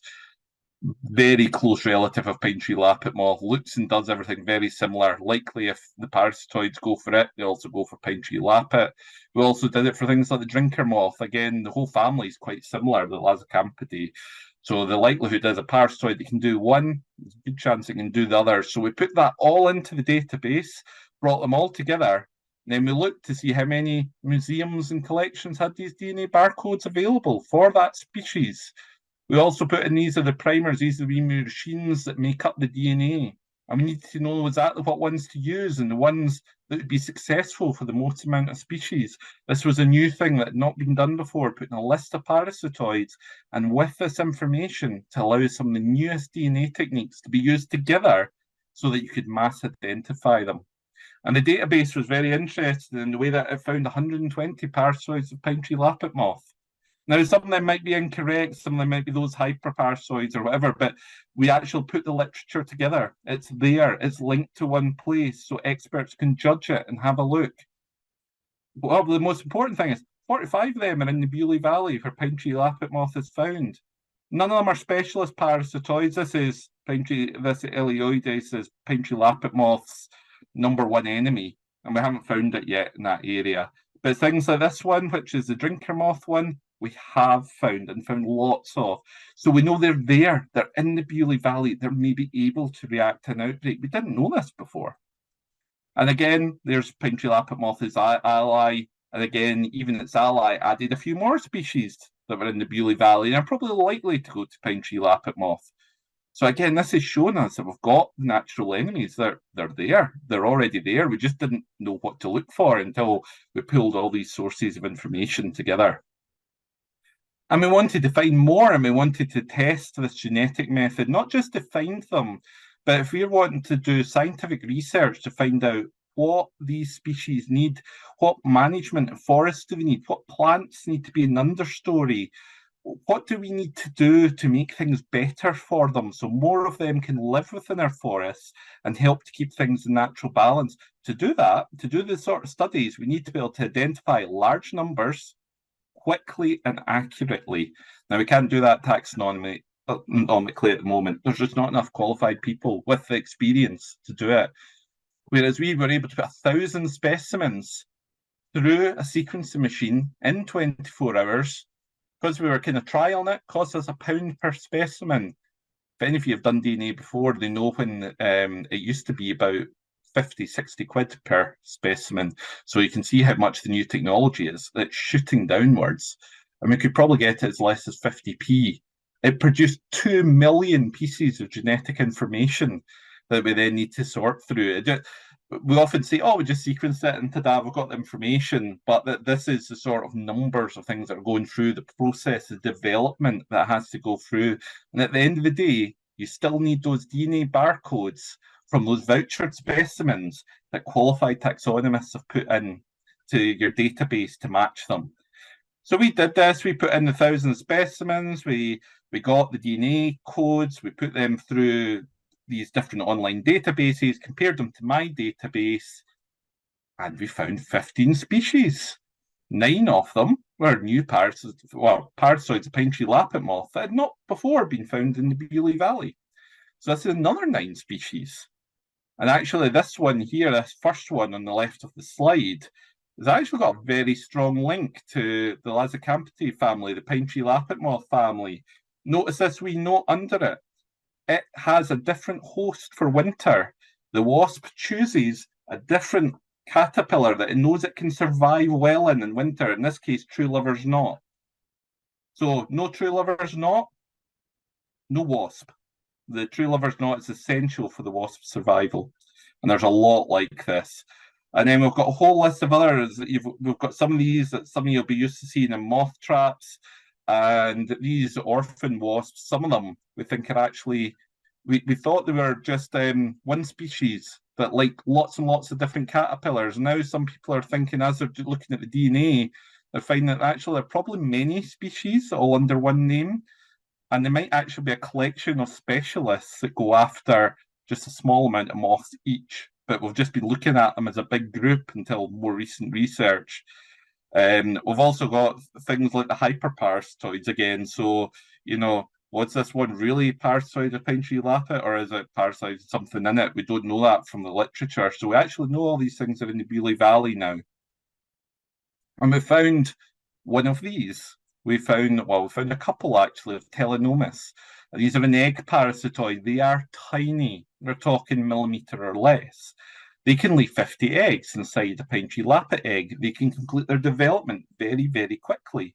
So they can actually come out and attack. And the next generation can attack the same generation of pine tree lappet moth eggs. So they can react to an outbreak very, very quickly and magnify their numbers. So potentially quite important. The problem is, we couldn't identify it because there is no DNA barcodes, because there's very few experts in these. And what we really need now, and what this database we created gives us actually, is the facility to be able to create a priority list where we can now go to experts worldwide and go, look, we need vouchered, properly identified specimens of X, Y, and Z. And this Telenomus group is one of the priorities, maybe the most likely for biological control. We know that there's at least one species of them in the Beaulieu Valley, but we need to know what species. So that's why we need taxonomists. We need good taxonomists. But note, and many of you might have noted further in my slides, there's mentions to the need nectar to egg lay. All the wasps need nectar. All the flies need a nectar source for sugar. A lot of the flies, some of the wasps also need pollen for protein. So again, we're talking about the wider environment. And that's really the next thing. Now that we've got some genetic tools so we can mass identify the parasitoids, we know what parasitoids we're looking for. It's a case of, right, how do we encourage them in our forests? Is it flowering tracksides? Because actually nice sunny flowering trackside, parasitoids will love it, and then they'll go into the forest and they'll help control any of the pests. They wouldn't do it in a track that's like that, that's totally overshaded. They need deadwood. They need different types of flowers. But like bees, and some parasitoids have really big heads and they can't get into certain flowers. Some are really big as well, so they need a big landing platform. Some need certain proteins from certain flowers. We need diversity of environment. We also need to sustain our alternative hosts. Because what we want is especially generalist parasitoids, we want them healthy in the environment. So they need to have things like maybe true lover's knot, maybe, large yellow underwing, maybe a whole variety of other species need to be present so that it keeps their numbers up. And what they do is they just go for what's most common to find. So as soon as they find, oh, look, there's that pine tree lappet moth, I can take that, and it's really common now, so I'm going to go over to that because it's easy to find. But what we need to do is make sure we're keeping their alternatives at high numbers. But also things like that one that uses true lover's knot to overwinter in. We need to make sure we've got those there, or they will not be there to react for when we get pests. And things like, trying to get more diversity into the actual forests and the plantations, change the way we do forestry, the way we do grazing, etc. These are all things we need to look at and all where we have to investigate. And pine tree lappet moth seems to be quite orientated to light. This is Glenstraphara in this colourful map, and you can see the solar radiation and where the darker colours are, or where the lighter colours are, going to red. It's where there's more solar radiation, and we think it's actually quite important for the caterpillar to bask. So understanding things like that as well, and it actually might be quite important for the parasitoids because they like to bask too. So we need to understand these things, and that's where we need more research, and that's where we've got to try and get more diversity into our forests, and then we'll encourage all the parasitoids and predators to help control these things. So thank you to all my supervisors, to butterfly conservation particularly. You'll see our own Tom Prescott was one of my supervisors, and butterfly conservation, and especially the Highland branch did a huge amount to support my PhD that I have now since passed and finished, and you can find it in Aberdeen Uni Library as well. I did it shared between Aberdeen and University Highlands and Islands, as well as forest research and butterfly conservation. So thank you very much for listening, and sorry again I can't be there. I hope you've had an amazing day, seen loads of moths at lunchtime, and you've had lots of chance to speak to all the different branches and committee members. And please do, if you haven't already, go up in your next break.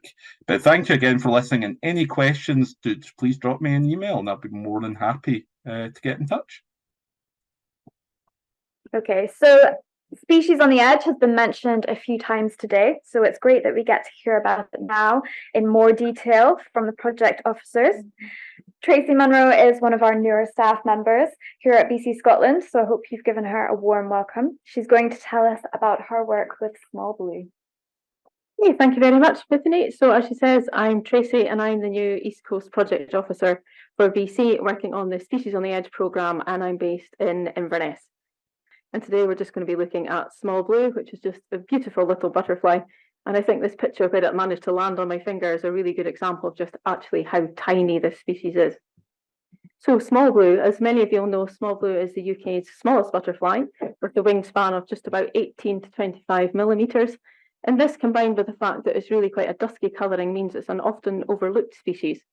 And so in Scotland, it's very much confined to the coast, predominantly in the east. As you can see, there's a huge cluster of colonies around Easter Ross, Sutherland and the Murray coastline, a few up in the north and then a few Angus.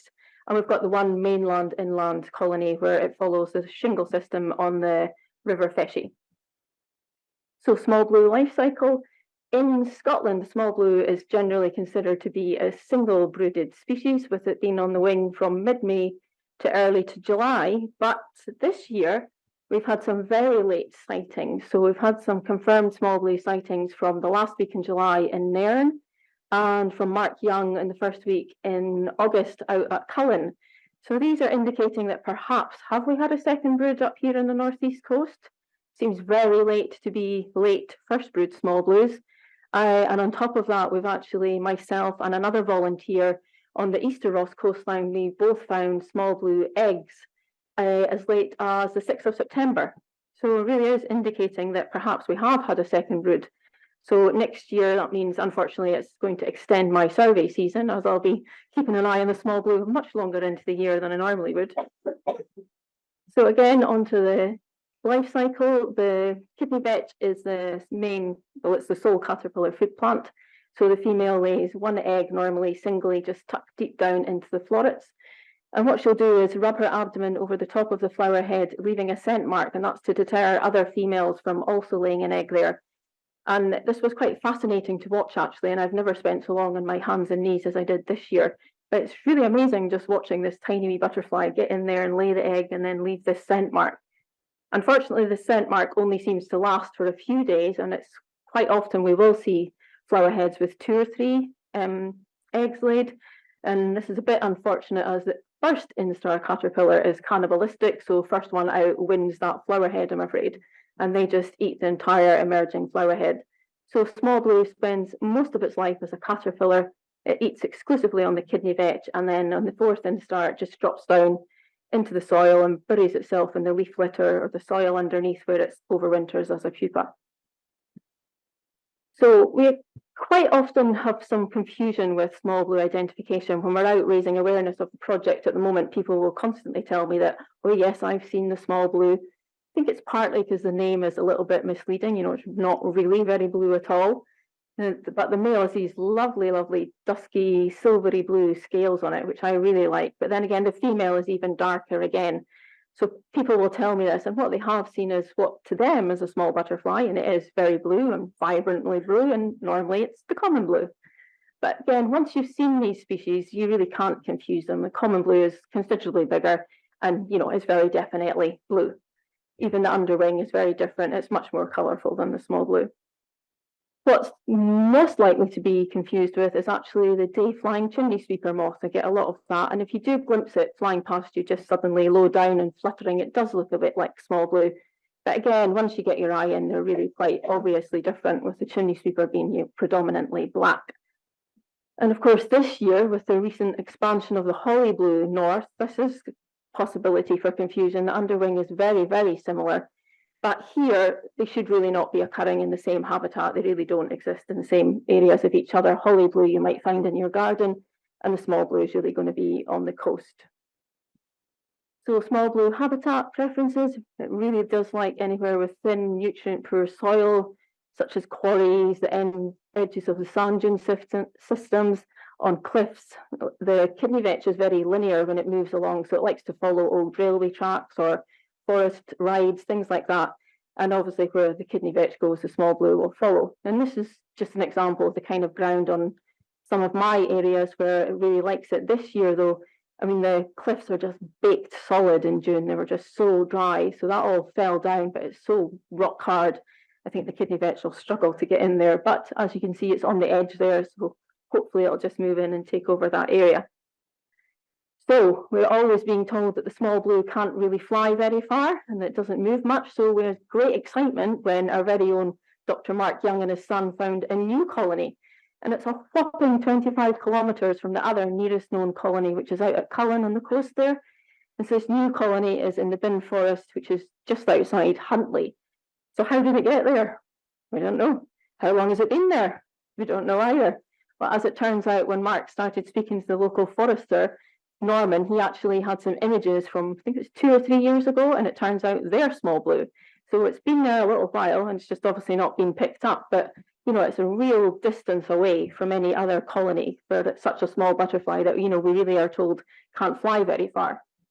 So unfortunately, this site is scrubbing up, so we'll be doing some work with FLS to get in and do some habitat management on it.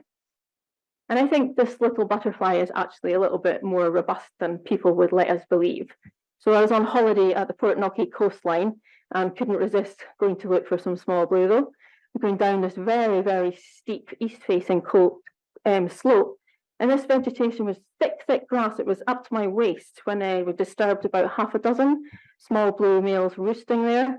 So curiosity got the better of me and tried to see, couldn't find any kidney vetch, couldn't find any nectaring plants either actually. And I thought this was a bit odd. So as is traditional on the East Coast, I just went for a swim instead. So I actually swam out to this rocky outcrop, and on the seaward side, it was abundant with wildflowers. It was full of kidney vetch, bird's foot trefoil, thrift, everything. Within about 10 minutes, I'd found 2 eggs on the kidney vetch. So I think it just shows that this little butterfly is a little bit more resilient and robust than we give it credit for. So what are we going to do for small blue in Scotland? That's the big question. And that's where the project Species on the Edge comes in. So this is a 4-year programme that's being run by NatureScot, and we're running it with partnership with 7 other NGOs. And BC's project within the programme is called Rocking the Blues. I'm going to blame David, that's a bit cheesy. I'm not sure I would have called it that. But anyway, we'll be looking after small blue and northern brown argus in Scotland. And we want to be creating habitat management and restoration really at a landscape scale now to just help the survival and spread of this little iconic species. Because we know that if we can have a strong host colony somewhere, then the ability of it to colonize naturally is just greatly enhanced.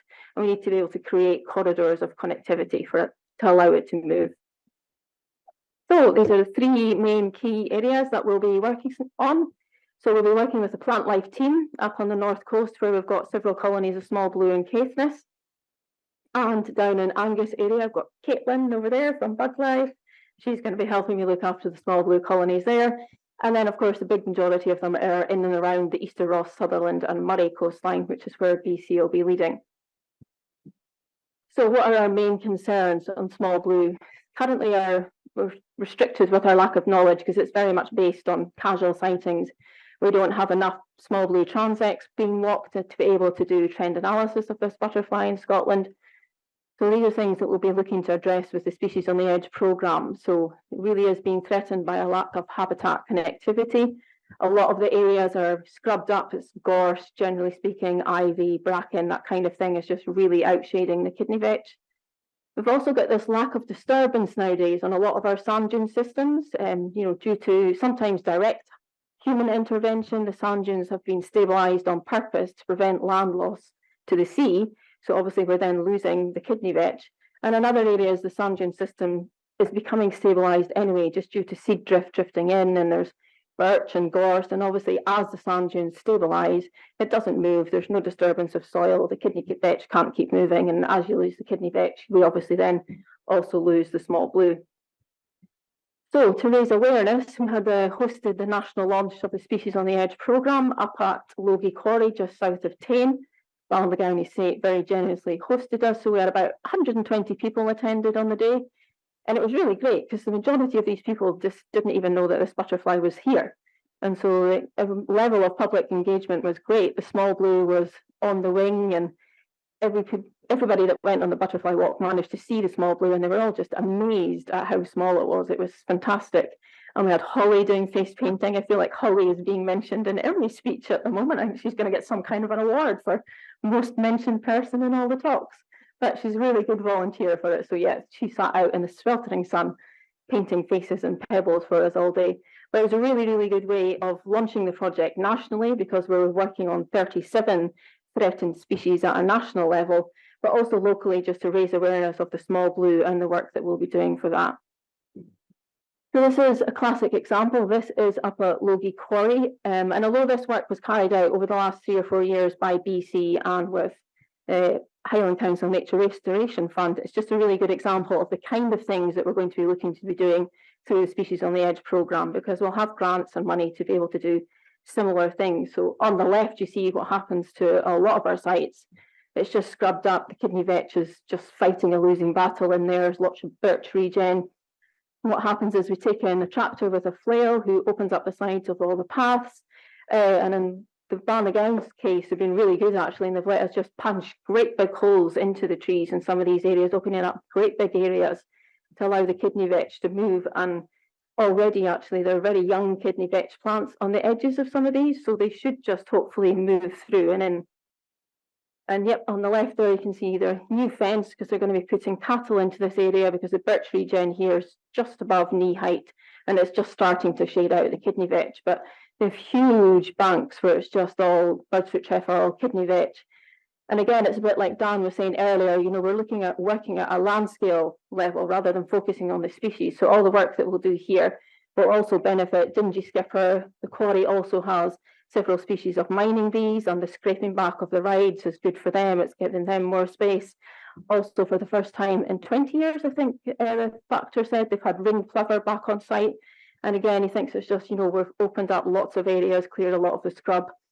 And I just couldn't resist putting in the picture of the gate, because this is just being done by one of the local guys who works on the quarry, who came to the open day, had no idea that all the time he'd been working there was these rare little butterflies on the site. And he's a metal worker. He went away and made the sign of the butterfly and stuck it on the gate. So it's just great how involved some of these people will get. Again, a lot of our big issues are gorse. So we really do need to be looking at big landscape restoration here to be able to clear all this out. And what we would want to achieve is good, substantial areas of abundant flowering kidney vetch, while also maintaining the correct mosaic of tall and short vegetation to allow the small blues to have shelter. And I think we need to be careful not to underestimate the value of the roosting as well. At Logie Quarry, there's just a scalloped bay, and the vegetation is almost head height actually, but I found 50 small blue males just all roosting in there, and it was just fantastic. It was great to see. And again, we have problems that some of our access paths are just, you can hardly even get in. David would be covered in twigs from head to toe if he went anywhere near here. He's just a tick magnet. Anyway, on a smaller scale, what we do is just local small parties. And again, most people don't know that this butterfly is actually on their doorstep. And so sometimes, just to encourage community engagement, we might split a work party in half, because on the right here, what we've done is actually allow half of them to clear This was just a path down to the beach that the community were using, and it was overgrown with gorse, and it was a fight to get through it. So they get half of them to clear that, open some access paths, while the other half are focusing on the area where there's dingy skipper on this site as well. Small blue and dingy skipper are. And again, it means they're gaining something, but they're also then learning about the butterfly, and they become more engaged and they're far more interested in it. We do have some areas where the kidney vetch is actually fantastic, and it's just wall to wall, it's in great condition, it flowers. And this is another good, actually, community engagement. It's great fun going through here with an old butterfly net at the right time of day, sweeping it and get all the seed out, put them in a big bucket and let any other beasties escape before we take it home, dry it out, and then take it to the local primary schools and get them to grow it on for us as plug plants. And this is the closest site to the primary school that grew these. Unfortunately, it's a very, very steep and crumbling cliff edge, so we weren't able to take the kids to this one, but we took pictures for them and sent them back to the class, and that was great. And in some of the other sites, we'll be able to take the kids out. Again, with the partnership working, we've joined forces a lot of the time with RSPB, and their Culbin Sandbar was our latest workday party. We had about 20 folk come, and this is a really tough day actually. You have to walk 4 miles over sand dune systems and shingle systems just to reach the area where you're going to be working, and you're carrying saws and chainsaws and tree poppers, and believe me, a tree popper is actually quite heavy to carry, never mind for 4 miles. But we had a fantastic day and we saw basking sharks, so that was pretty cool. So I've stolen these pictures from David at RSPB. So this work was done predominantly by the RSPB volunteers, but I think it's just a really, really good example of how much you can actually achieve with a dedicated core of volunteers over what's not a huge time frame. This was just 3 years, and they've really cleared the bar significantly of all the gorse and the pine regen, and it's just brilliant. And they have a really strong small blue colony out there. You can go there on a good day and you'll see 100 small blue flying. It's really good. And I just think, yeah, again, it's what Species on the Edge is all about. It's about multi-partnership working, taking into account everything else and working together. So again, using Species on the Edge, we relaunched Small Blue Week, and we ran a series of events on the north and east coast where we just took people out to see the small blue, took them on a walk to show them what a butterfly transect was about, because, you know, it's key. We would really quite like to have more volunteers doing that. Just lots of different community engagement, getting kids involved, down on their hands and knees, just looking for the butterfly and learning about the plants as well. So how can you help? The main areas that we're really looking for are kidney vetch, people to come and volunteer for kidney vetch surveys. And this is quite good for people that think that they're a little bit wary or unsure of their butterfly ID. And it's got the advantage that you can do it on a wet day. It doesn't need to be, 15 degrees sunny and no wind and for fussy butterflies. But you can come and carry out time counts for small blue. And we're also looking for people to go and survey at historical sites where we have records of small blue, but nobody's been in recent years to see if they're still there. And of course, the big one, we really need more people to walk butterfly transects for us so that we can do proper trend analysis and just inform conservation about where we're going with this butterfly. So if you would like to help, please do get in touch with me, and I'm sure we'll be able to find you a small blue site somewhere near you. And just before I finish, I would like to thank all of our volunteers that help, but a special thank you to Highland Branch, because many of their members have gone out of their way over this year just to take me out, show me their sites, teach me about how they do habitat management, how to find small blue, just little bits of gems of information about their locals. So it's really been great to learn that from them. Thank you, Tracy. It was lovely to hear about your work. I think that was your first talk here, wasn't it? Yeah, really interesting. And thank you for, giving us some ID tips for distinguishing the blues, and what amazing turnouts at your engagement events. Yeah, it's been really good. Yeah, great work. Any questions for Tracy?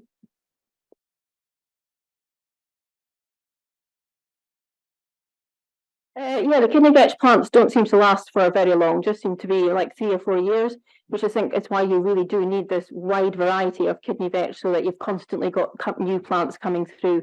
So like at Logie, where we've punched that hole in, there is young plants spreading, but we're also going to reseed, so it just constantly allows them to move.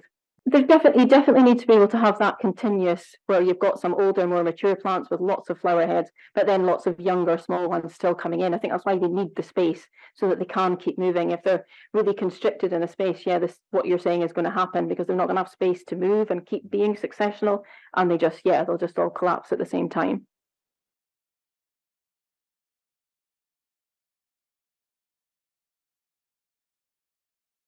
So I don't know how many times I've stood up and done this slot. So as you can see up there, it's the Butterfly and Moth Highlights 2023. So what I do is about 2-3 weeks ago, I sent an email around all the butterfly and moth verifiers in Scotland. There's probably about 30 or 40 different people. And then my inbox gets full of all the highlights that they give me. And I then have to try and go through all that and come up with this, 30-minute re-talk. And also get everybody's names right.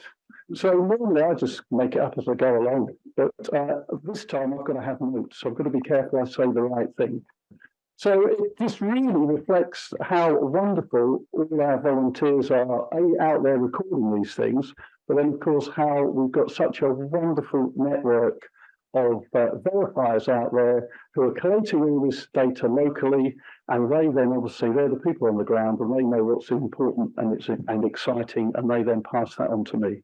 So it's very much a team effort, and I'm just the one who sort of wheeled out now just to let you know.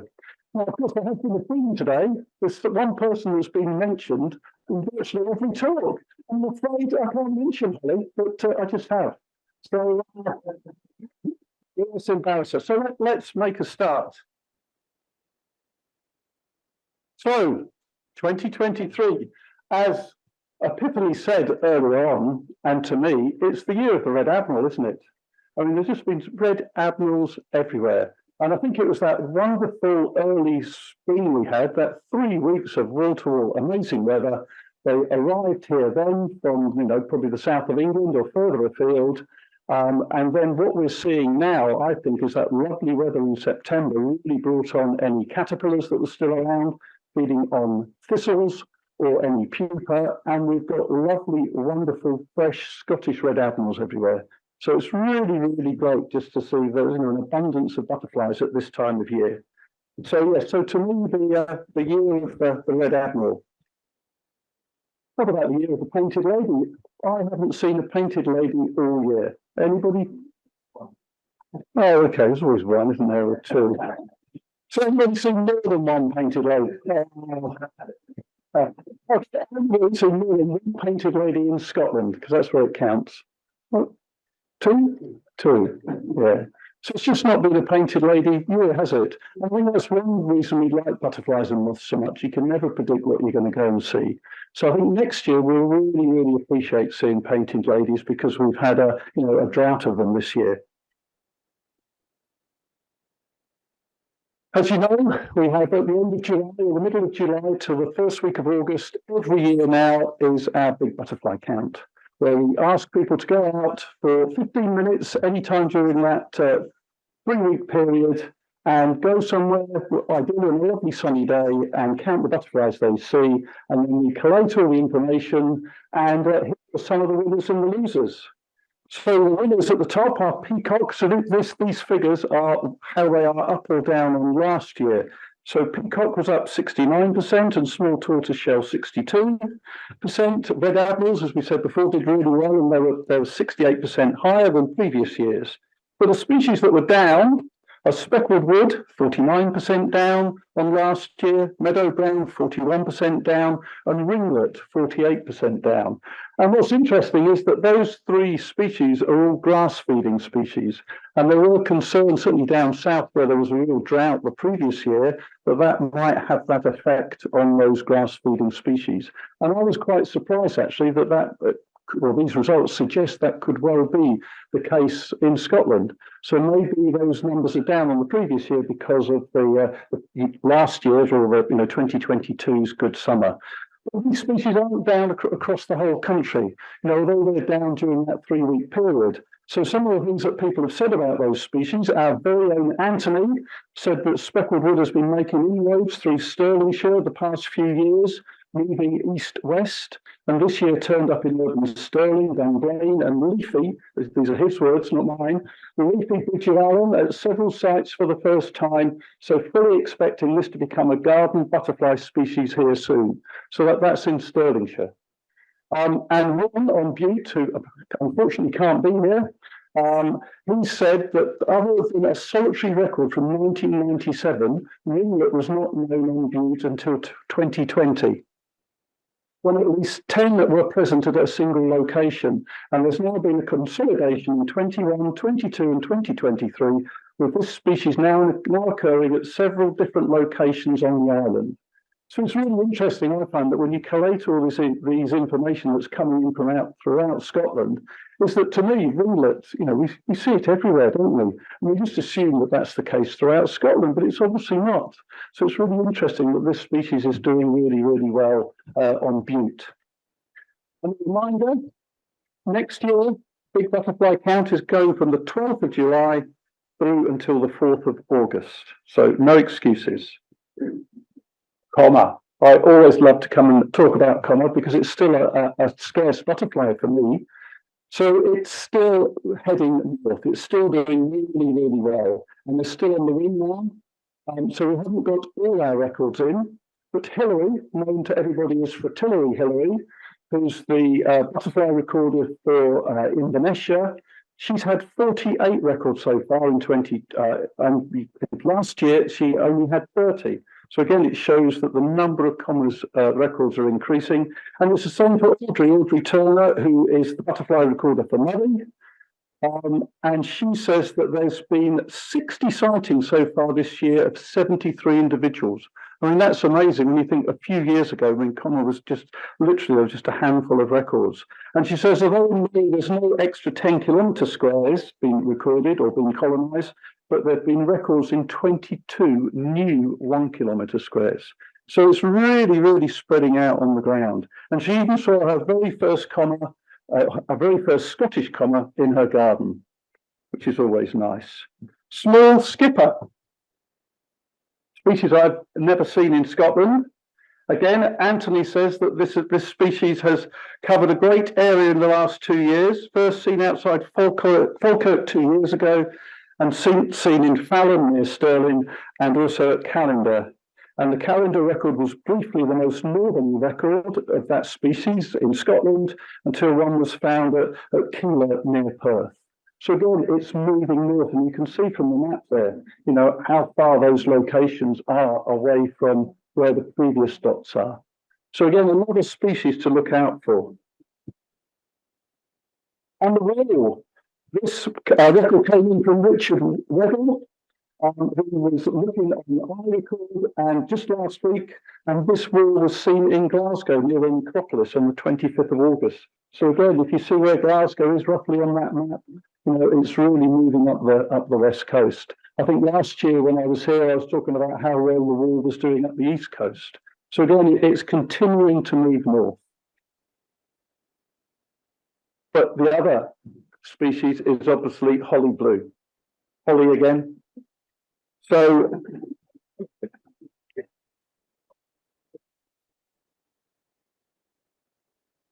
from Dumfries and Galloway, Bill Kirkland said that there's up in 2022 there were 4 records of holly blue in Dumfries and Galloway, but in 2023 there were 57.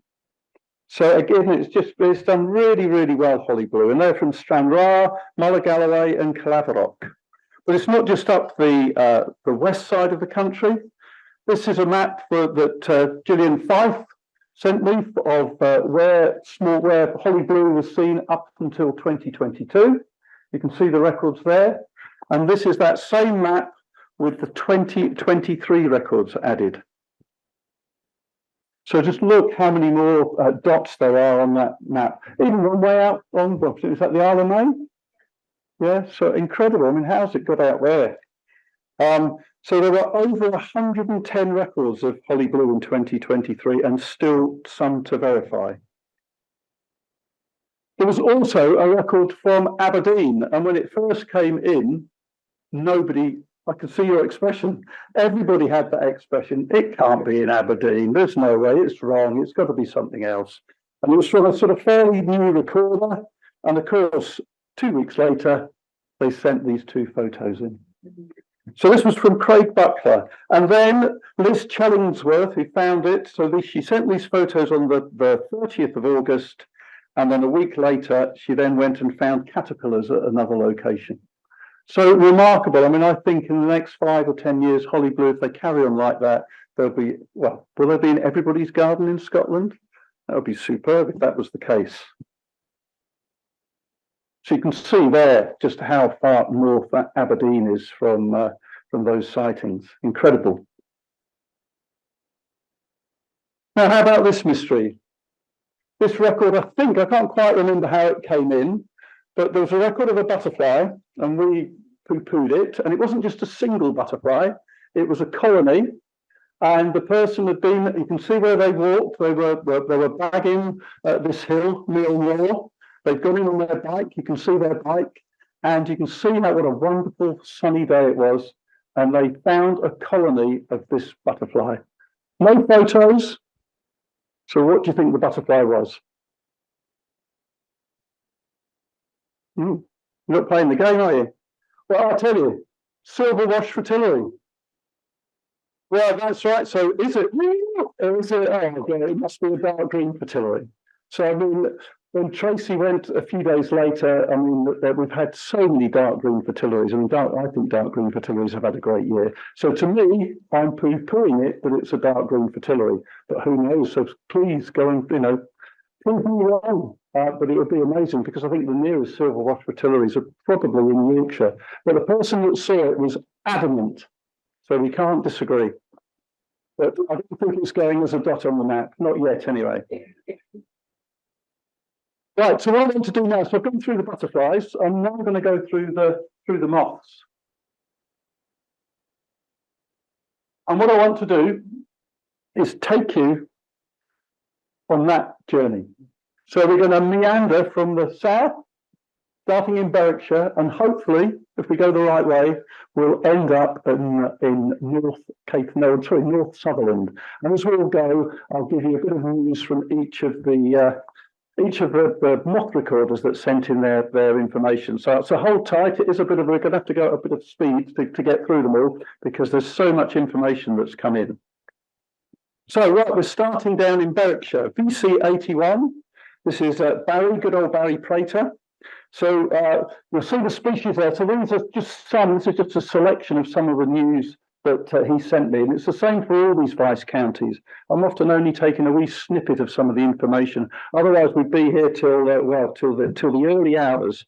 So in terms of mullion, he said you can see the caterpillar there as well as the adult. The wonderful, amazing, brightly coloured caterpillar.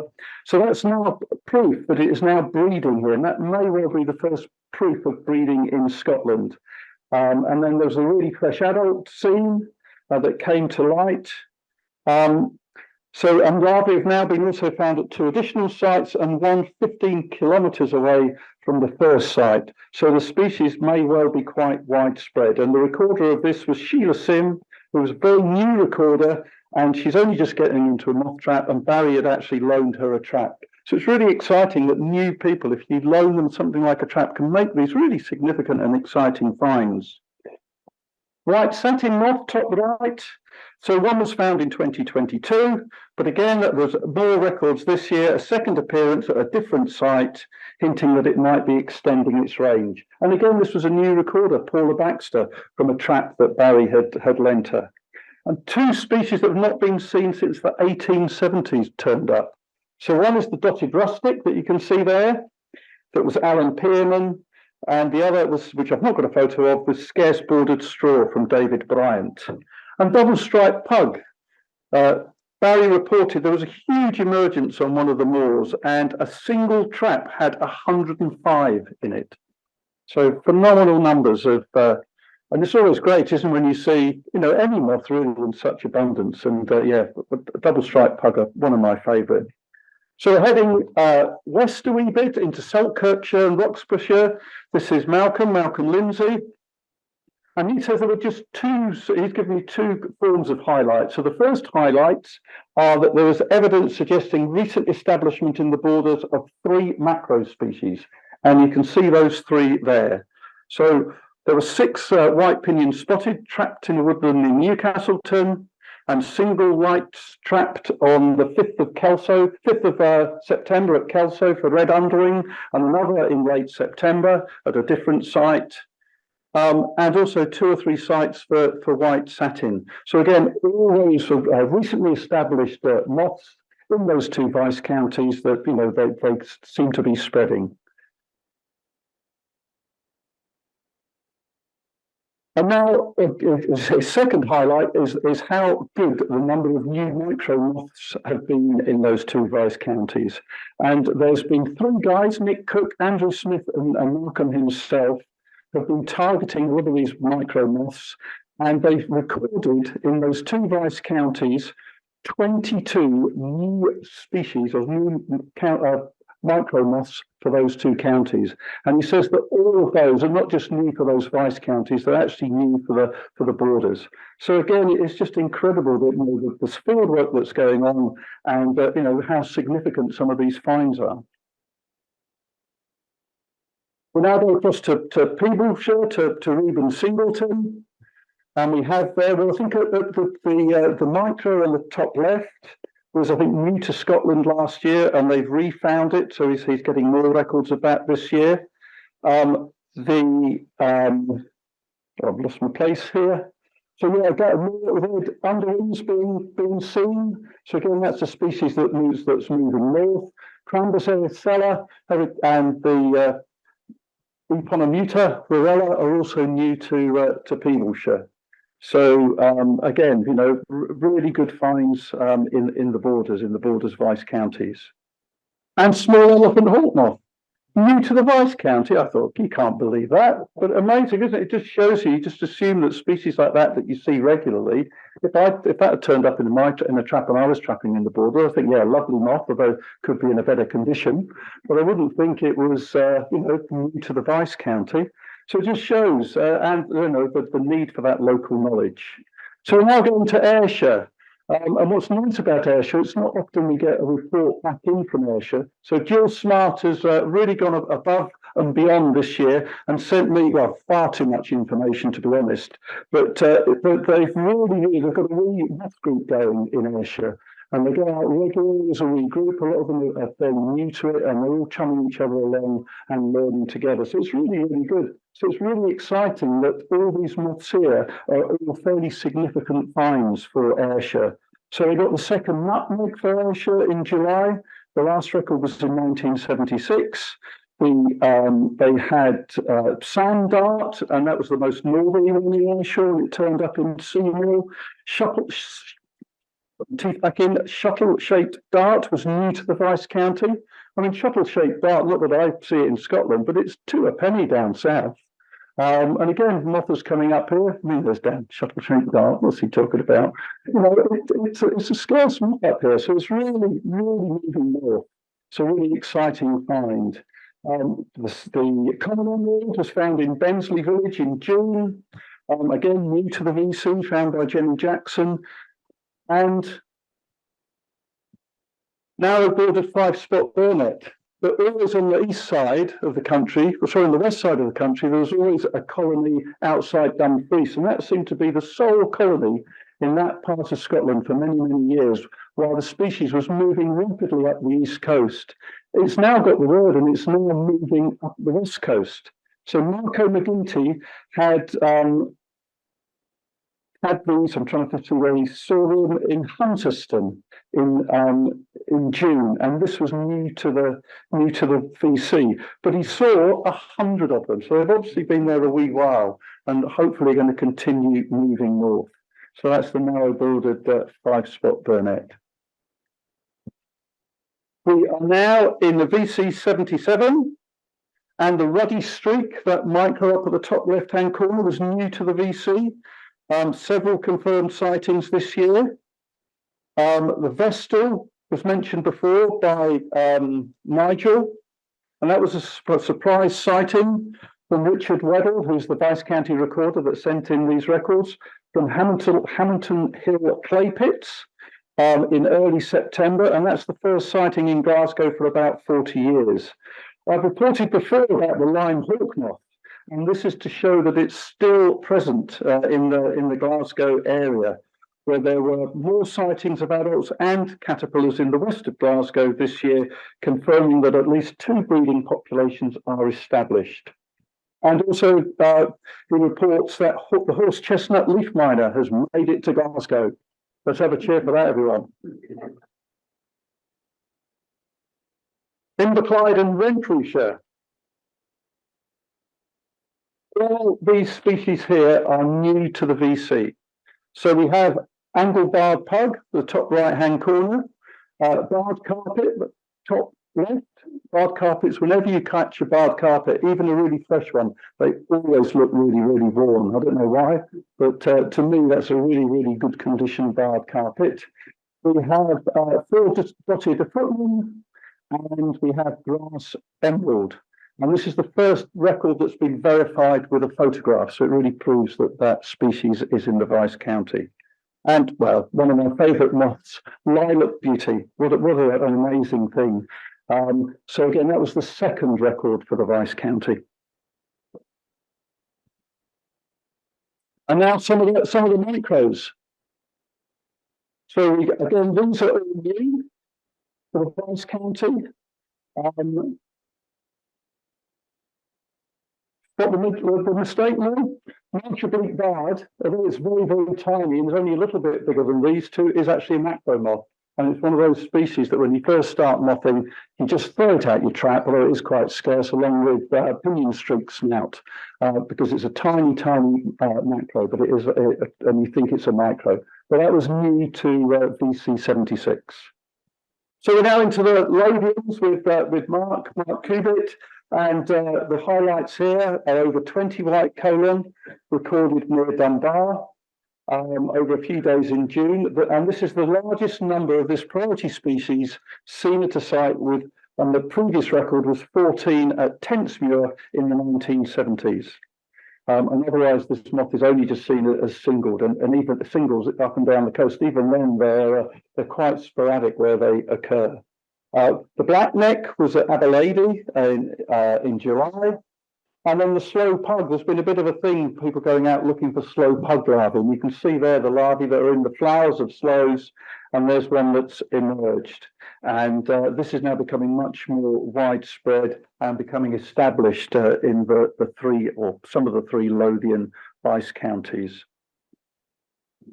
And well, I think this moth may have been picked with the amazing death's head hawk moth that's going around at the moment. I hope you've all seen it, that's in the tub, that's in the fridge.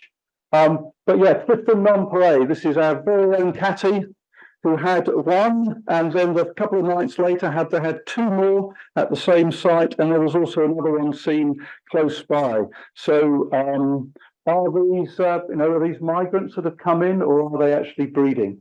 Who knows? But yeah, an amazing moth, also called the blue underwing, and you can see there why it's got that name.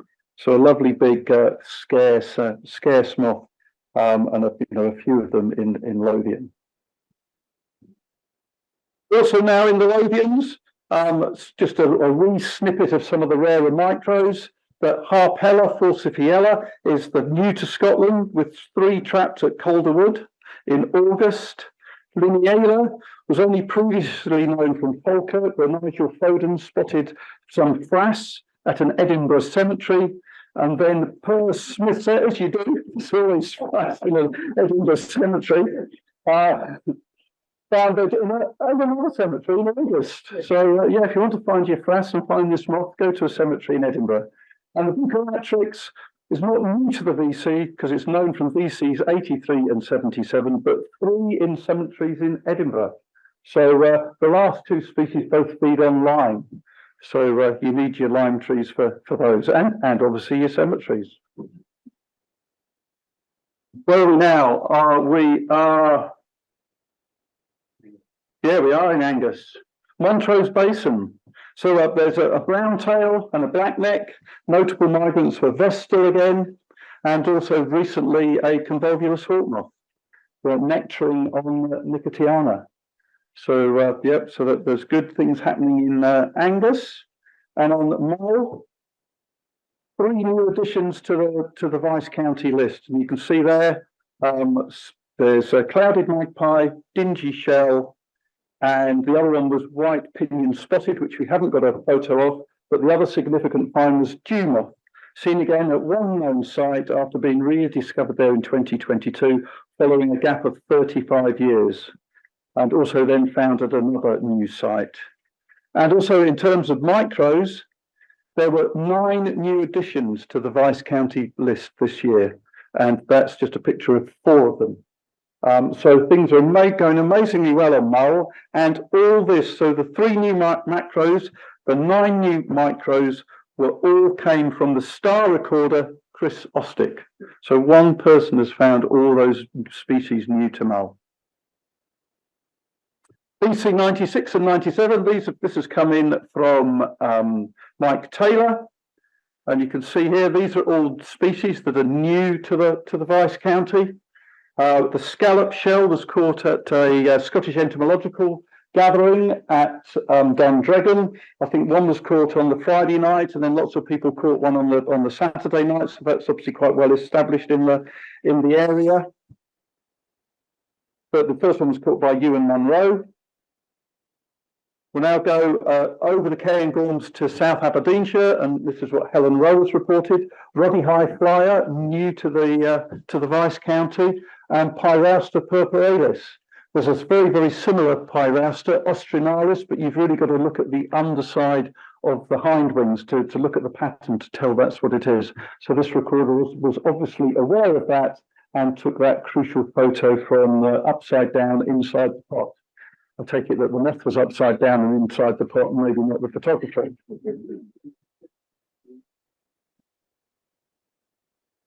Easter Ross. So again, these were all new to the Vice County. Peter Hall recorded the small yellow wave at Rosemarkie.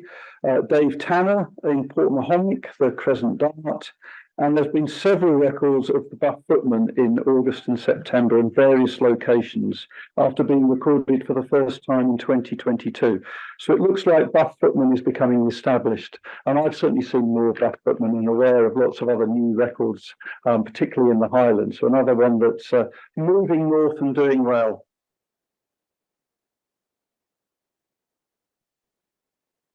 Copper underwing. Now, I've rarely seen copper underwing or Svenson's copper underwing, so I never quite know how to tell them apart. And this one was actually found by Mary Eagleson, who's the moth recorder for the Vice County. And she says she was spring cleaning. She had a whole lot of stuff of her daughter's that was in the corner of her room. Her daughter's moved house, so she moved all the stuff, and lo and behold, found a dead moth. And although it was dead, she was able to take it to Peter Hall, who dissected it and confirmed it was copper underwing. So I think this is the first record of copper underwing from Easter Ross. And this is the spruce torpix that is in Peter Hall's garden. And there's one previous record from England, and I think Peter's was the first record in Scotland last year, and now he's been recorded, I think, up to half a dozen. So he's very, very proud of this moth. It's probably, it is the only site in Scotland where it is possibly the only site in the UK. So how it's got there, I don't know, but it's obviously doing very well from the one record last year to sort of half a dozen at the moment. We now go across to Westeros, where all these are significant finds. We've got frosted orange and bulrush wainscot and yet another vestal. So another migrant species that's moving north. And this has come from Barry Blake. So the bulrush wainscot was recorded at Leigh, the frosted orange at Ullapool, and the vestal at Dernamuck. So that was only the second record for the Vice County. And then West Southern, this is Graham Crittenden who sent this in, so a nice photo of small elephant hawk moth, top right, a bit better than the grotty ones you have in Peebleshire, and an elephant hawk moth, bottom left. And again, the small elephant hawk moth is new to West Sutherland. And the other moth that was new to West Sutherland was this Ephegestis pelidata, which again is moving north. I've had it in my garden for the first time in the last couple of years, and now there's quite a few. And finally, I've got to end on a convolvulus hawk moth. Again, this is from Graham. He caught this in Melvick on the 20th of August. And he says, after many years of fruitless but not flowerless Nicotiana growing, this was his first ever convolvulus hawk moth. And amazingly, it fitted in a small 15-watt actinic trap. Couldn't be much room for anything else. So I think that's me. So yeah, thank you all for listening. Thanks, of course, to all the butterfly moth recorders for you all sending in your sightings, and obviously for all those important verifiers. Thanks to everybody who sent in the photographs, and thanks for listening. Thank you very much, Tom. As always, do we have any questions? We're now at the end of our programme, and I'm sure you will agree it has been both fascinating and inspiring. This gathering has seen a real focus on butterfly conservation's own work and projects, which I think is really appropriate following the release of the new State of Nature report. There's no doubt that there are huge challenges ahead in this time of uncertainty and instability, and yet it's important to stop for a moment and acknowledge that our staff and volunteers like you are doing some incredible work to help reverse the fate of butterflies and moths and the habitats that they live in. We should all be very proud. We've also seen what can be done to support butterflies and moths in relatively small spaces like Nigel's garden or the grounds of the National Museum. I really hope that you will take some of this practical advice home with you. I want to see you all ripping up your lawns, turning them into meadows, jazzing up your moth traps, but don't forget to register it as a wild space. I'd like to say a huge thank you to everybody who battled the rain today to get here, and of course to everybody listening at home. Thank you for sticking with us during a few technical hitches along the way. Special thanks go to our wonderful speakers and our staff members who worked really hard behind the scenes to make this event possible. In fact, let's give them a round of applause, please. And final thanks go to the AK Bell Library staff for hosting us and making us feel welcome. And I think that's all I have left to say, really, except please have a safe journey home. Please drive safely if you're driving. Get involved with your local branches, and we thoroughly hope to see you again in the spring. Thank you very much.